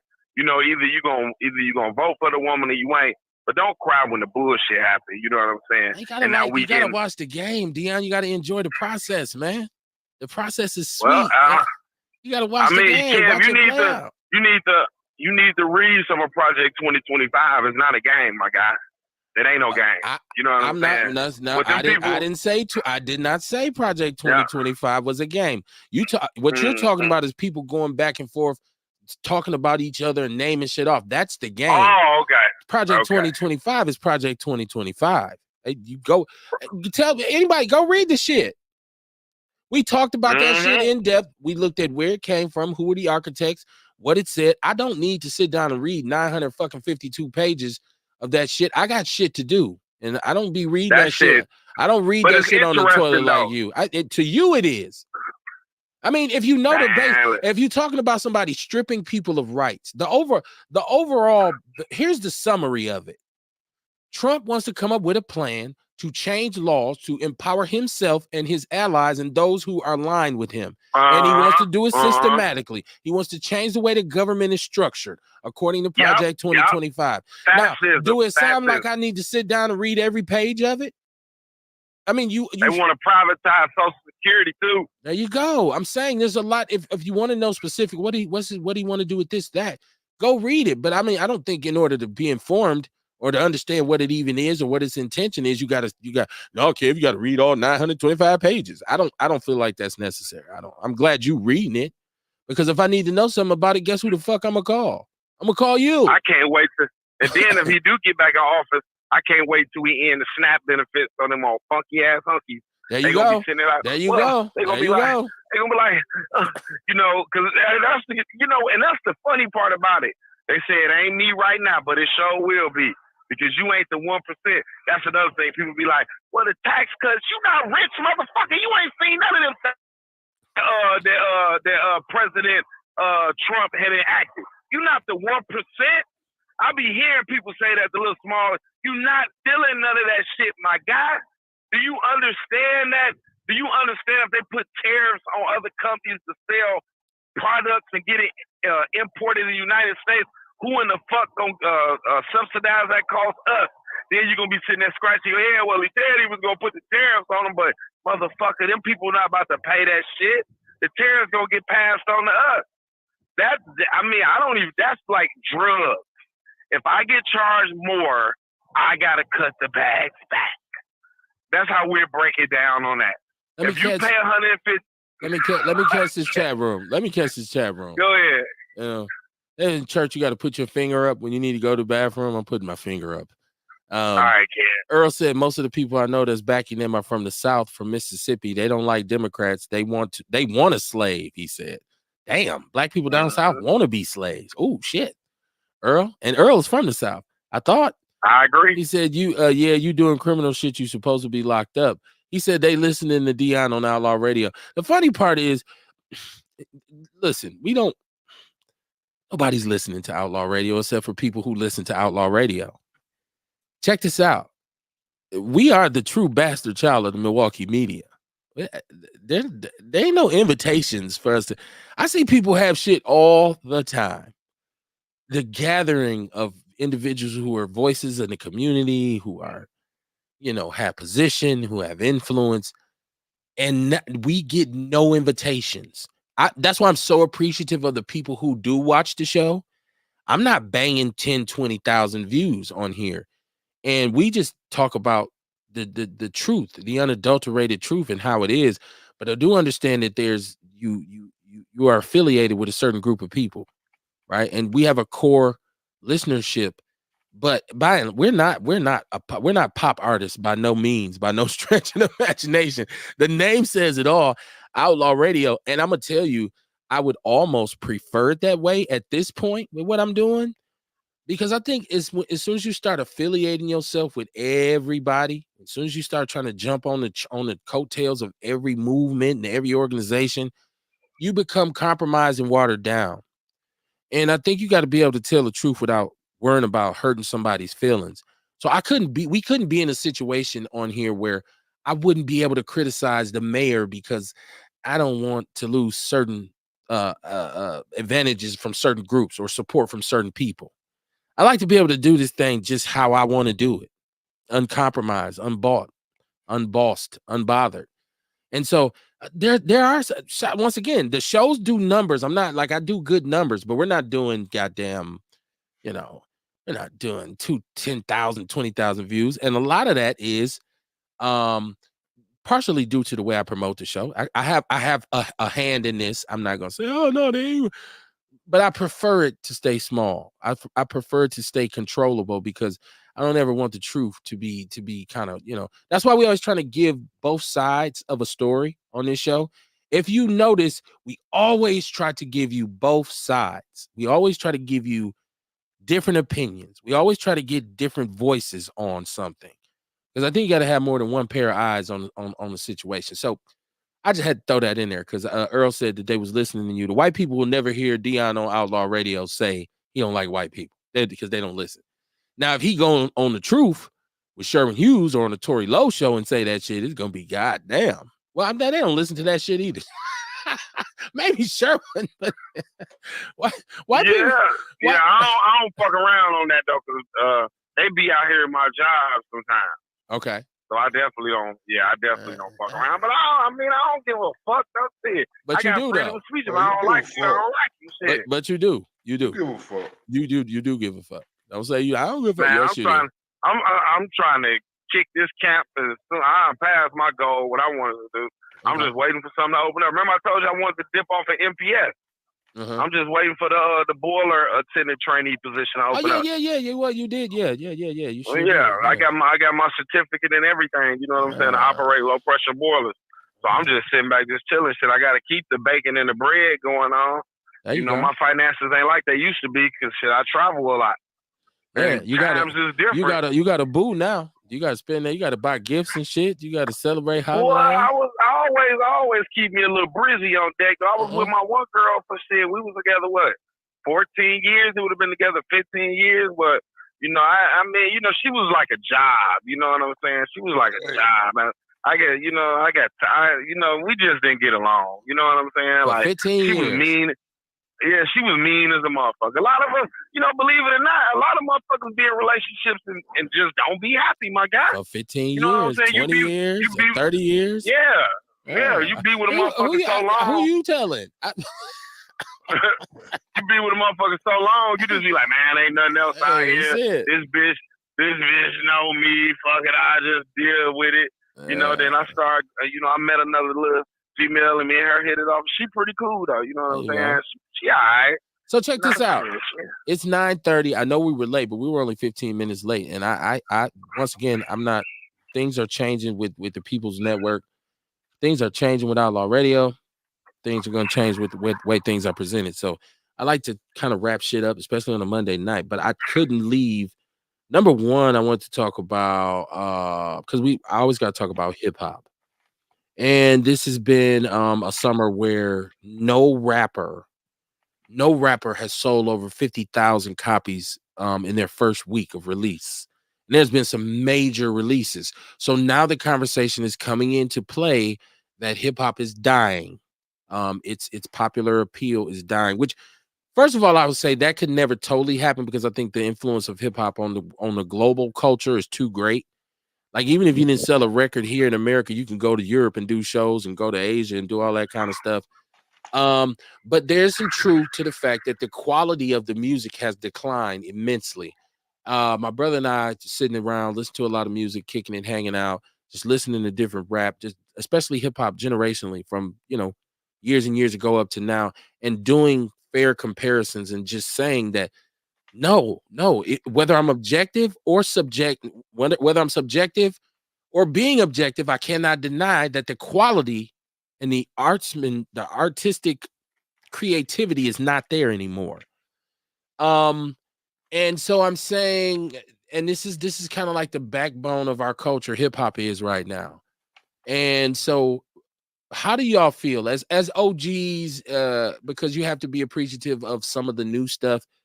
But once again, I can say there's some young artists that I kind of dig. Say, he all right. I love LaRuss. Come on, man. LaRussell is the all these young dudes. Like, come on, man. Nobody's even close to this dude. See, I criticize the music and say it's not as creative. Go ahead, Kamar. I feel like it ain't dying. I Okay. think social media, you know what I mean? So like people like LaRussell can get out here and be seen and be heard and people can learn and you know what I mean? And for that reason right there is why I feel like you can't kill it. Okay. It's always gonna be a Who is way to Lil Russ? define good music. LaRussell is a West Coast art, and I don't know if you don't like West Coast rap, and if you don't like mob music from the That Bay Bay Area Area. in Northern California, you won't get it. I mean, but the brother spits his lyrics, so you might still like it. But I'm more on that sound. I've always been on that. Mike Mosley, Studio Tone, Sam Bostic, E40, that whole the Bay Area, Too Short, and Banks, all this kind of stuff. I've always Spice One. all of that, that whole joint from the 90s. That sound and that vibe. But he's a youngster and he has a bunch of youngsters with him and they all spit though. Like he will do a show and he got live instruments and he's still the young boy is cold, man. You Mhm. just look him up. His name, go on YouTube, LaRussell. He's man, the boy is dope. And they kind of mix that hyphy with the new shit now, which I like Mhm. the energy of hyphy because it seems like young people they get on that vibe of just partying and dancing They and having kicking it. fun. Yeah, just having fun. And so no, that's what I'm saying for these youngsters. And I'm not up on all of them because I don't know all of them, but I've heard and I listen to him pretty consistently because I dig his music. But he's dope. He's dope. But I would have to agree with Kamar in that. I don't think it'll die completely out. I don't think you can erase it just as the blues and funk and jazz have not completely died. But I do think and it probably needs to happen because it needs to be it's so corporate now and the way it's made now is less The organic. Killer Rap. The Killer Rap Kid. What Well, the no, I'm hell? saying as pop music. I'm saying because when it was mostly underground music when we listened to it. The classic era of rap was music that wasn't gonna get played on the radio. It was artists that they had no clue. The mainstream had no clue of. Right. Um, the music was better. As soon as big money became a thing and corporate, the corporations got involved and the media conglomerates, we left with what we got now. And we know that their job is to commoditize everything and make it digestible for people. So when you start to say the quality of cars went down when mass production became so crazy in the 80s when we were just at the top and the quality of the automobiles kind of went downhill because you got to make more and you got to make them faster. And so with the hip hop music, Mm-hmm. that's what it was too. It was so no, I don't agree that it's dying. I think it has to reinvent itself. But I think Mhm. it's gonna have to come back to we got to figure out a way to put instruments in our kids' hands again. Because an instrument, like I talked about, the aggressive behavior that our children are displaying is showing us that they don't have any outlets.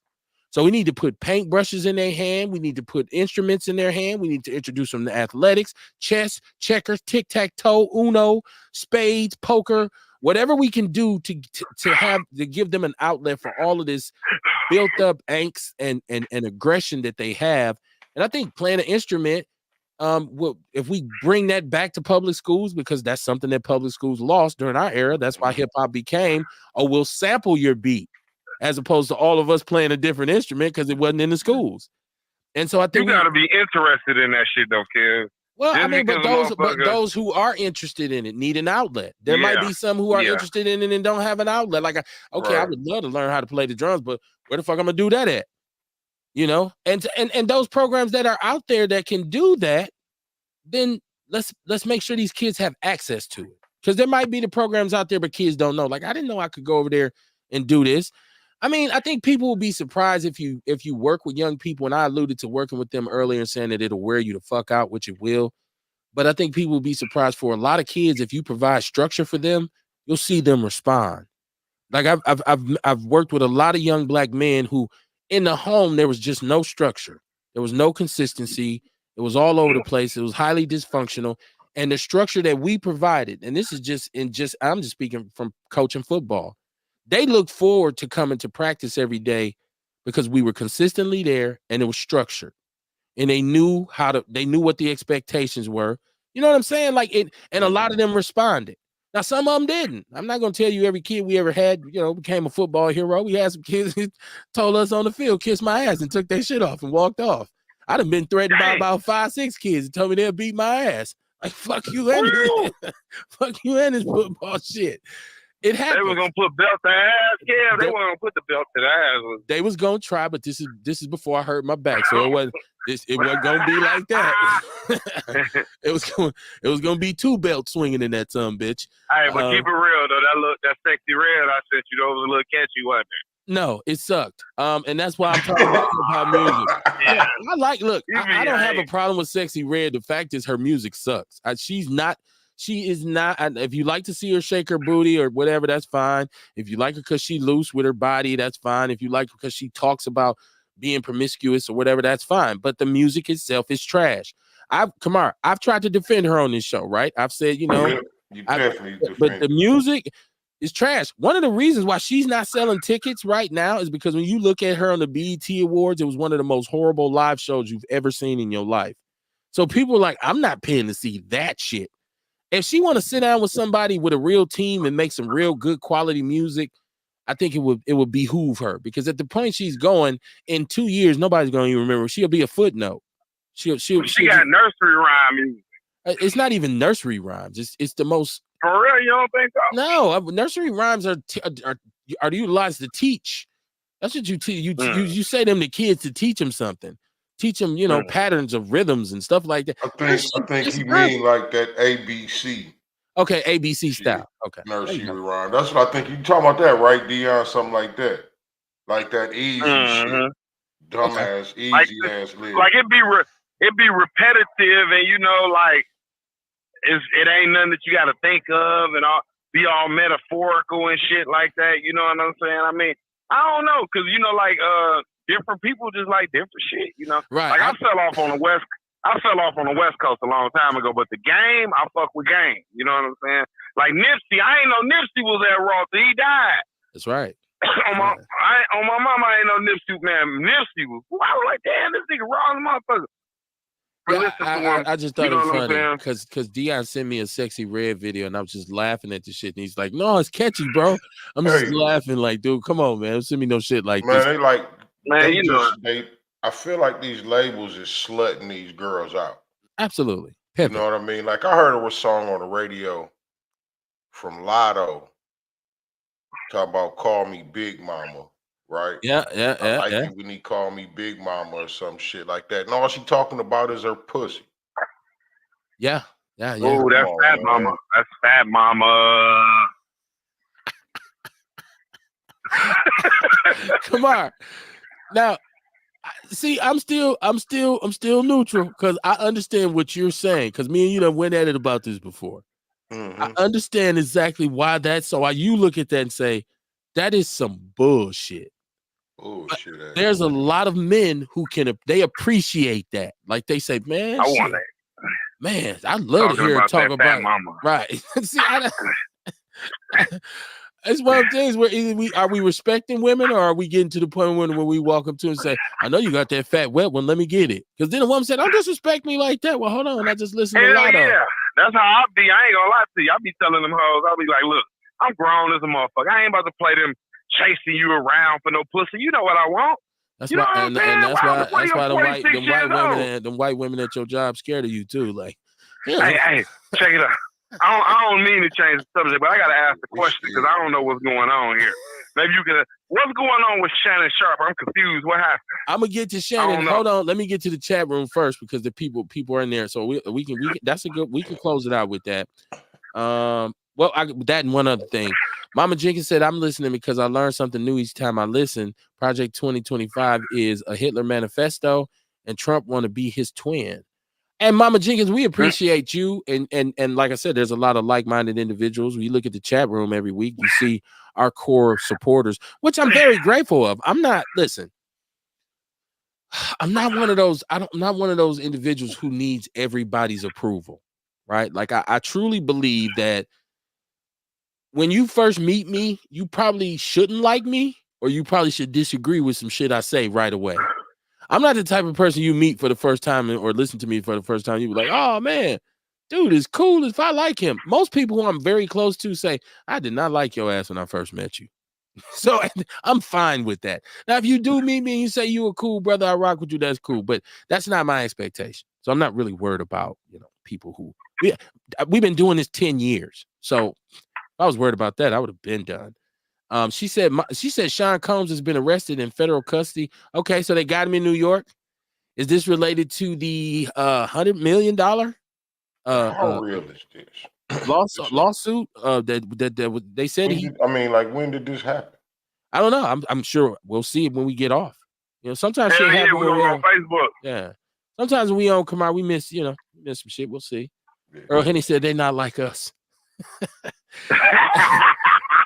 Earl Henny said books and love.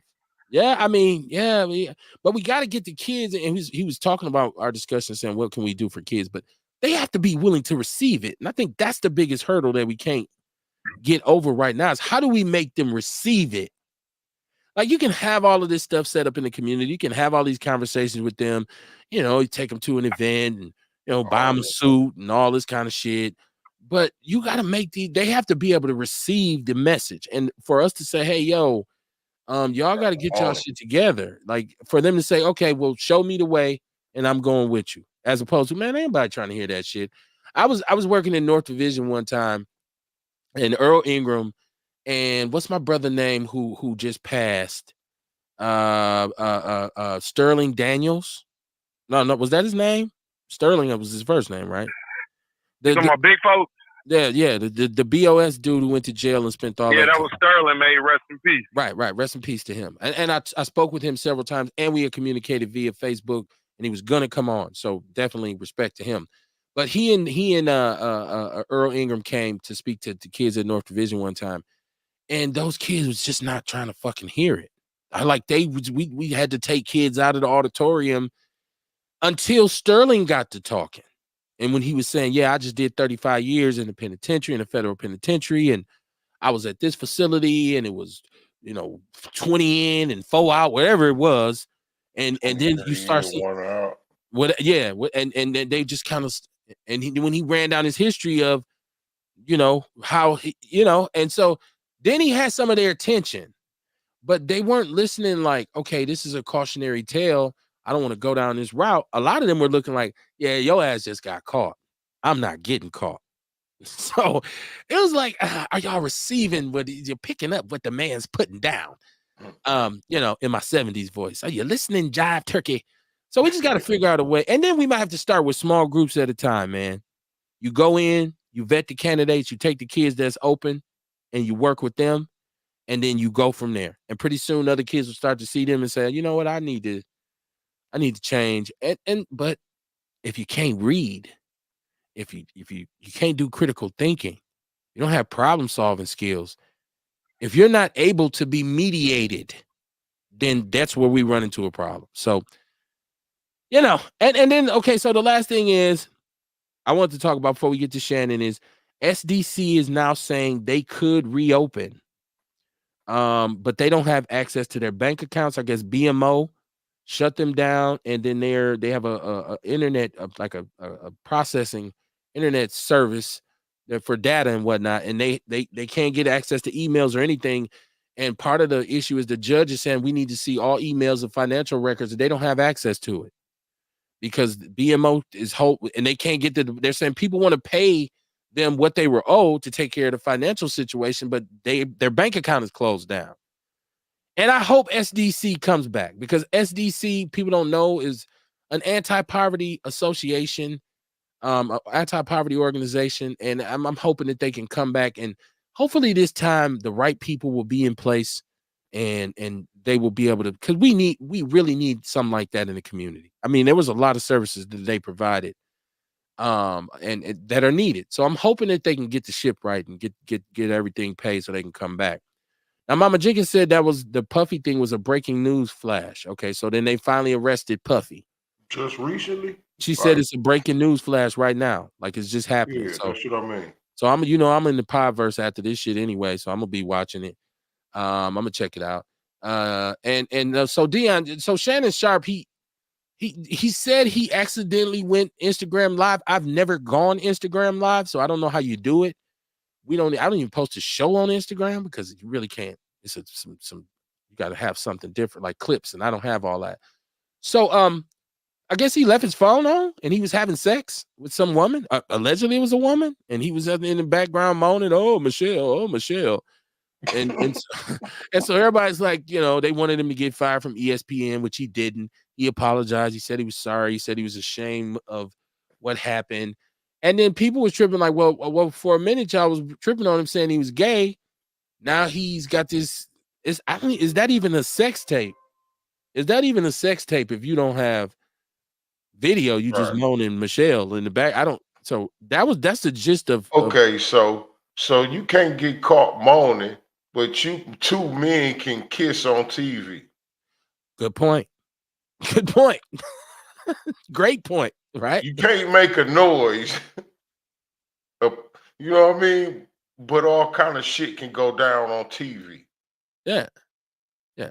The fuck is everybody tripping for now? Twisted society. And the brat, by the way, her and her wife have come out and said all this shit is false. They're not getting a divorce. Nobody cheated with a man. So there's, go lesbians. Go lesbian. Bullshit. I think that's bullshit. I think somebody cheated. Come on, see, everybody said, yeah.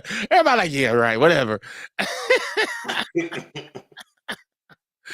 The brat said everybody want us to break up so bad. I'm like, Brat, it ain't. And about it ain't that. even that I want them to break up. I just feel like that's bullshit, man. Okay. I just think that was true. All of a sudden now it's coming. No, that didn't happen.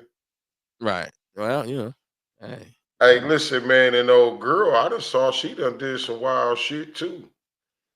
There's Like my I was brother. watching Yeah. some videos about her saying like she ain't the most likable person or the most honorable person. Yes, there's my brother and I watched that on YouTube as well, where they talked about her being a scam artist and Yeah. fucking people over and whatnot. And so, man, look, everything will play out like it's because one thing you can't hide is the truth. So we'll see. But sometimes They people, talking about the brat wife? yeah. That's crazy. So no, but that was the gist because you asked me about Shannon Sharp. So that's what the controversy with Shannon is. Shannon he shattered the record. What is that Cat Williams interview up to now? Like 90 million? 90, like he has the all-time highest watched internet interview ever. And so he put a target on his back when he did that, man. And so people, and Shannon is Shannon. Like he's a country bumpkin. Like he's very funny. To me, he's don't you say that now. Whoa, what'd you say? I'd be like, well, this dude, I have to turn it off sometimes when I'm watching him because he's just like, I don't like his interviewing style because he's just a little too bumpkin for me. But look, every black man that's making it, every black man that's succeeding, big ups to you, man. You get your coin, man. If he had a tape where he was moaning and he just I didn't even watch it. Yeah, I didn't even. I don't understand how he accidentally went Instagram live because you gotta like press a button and all that. Unless he probably was on Instagram and unless he was on Instagram and then shit just the spur of the moment. Cause I ain't gonna lie though, motherfucker been tapping out in the bed. I was like, what if you accidentally called your mama or something? No, you gotta try to go live. Mom heard your ass get nailed to the cross. For these little 3.5 seconds I had in me, goddamn it. Deion said he got 5 seconds of fury, one moan. You're a fool, boy. Hey, man. I'll be keeping that shit real. We're going to get out of here, man. It is a Monday night. It's the beginning of the week. We'll be back Wednesday. I hope everybody's well. I hope everybody's prospering. Man, I'm so anti-hate. Like I'm an anti-hater, man. There's no need for us to hate on each other the way we do. We should all be like celebratory for our successes. We should be our biggest motivators. We should be saying to each other, hey man, go ahead, man, do your thing. And I know that's wishful thinking. I get that because there's always gonna be some motherfucker who just insecure and just, they lack the abilities, right? They don't have it in them. But I wish those individuals success as well because it's something you could do. I mean, the French fries need to be hot. Okay, the hamburgers need to be done. The trash, the floors need to be mopped. Oil needs to be changed. Grass needs to be cut. There's all kinds of jobs for you. You don't have to be Albert Einstein, and you can secure your wealth in that regard, man. So I see now my computer is actually asking for an update, which means this is why the latency on my cameras have been so bad. So I'm gonna go ahead and do this update, man, so we can get back to our flawless presentation as usual. So let me get back. I'm switching up cameras as we speak. Let me do this one more time. Because usually if I reset the camera, it'll bring me back to where we were. This all starts, by the way, when both of my cameras shitted on me on the same night. So I've had to replace my cameras, and I bought one off Amazon trying to be cheap, and it was some bullshit ass Chinese shit. So Send that motherfucker back. yeah, absolutely. I love Amazon's return policy, man. Let me see. He said, "Why is it fishing? They always show him with a man that kind of favor a woman. Why is it fishing? Why is it fishing? What are we talking about, Earl?" Anyways, man, listen, y'all be good, man. Thank y'all for tuning in. Please share the show. Please share the show. Kamar, anything big you want to talk about between 9 Wednesday, or are you good? Man, y'all better bring y'all ass to the House of Vitality and start working on y'all immune systems. The weather finna start changing. I'm telling you, it's the flu season coming up. Y'all better come get this elderberry tea. Come get it.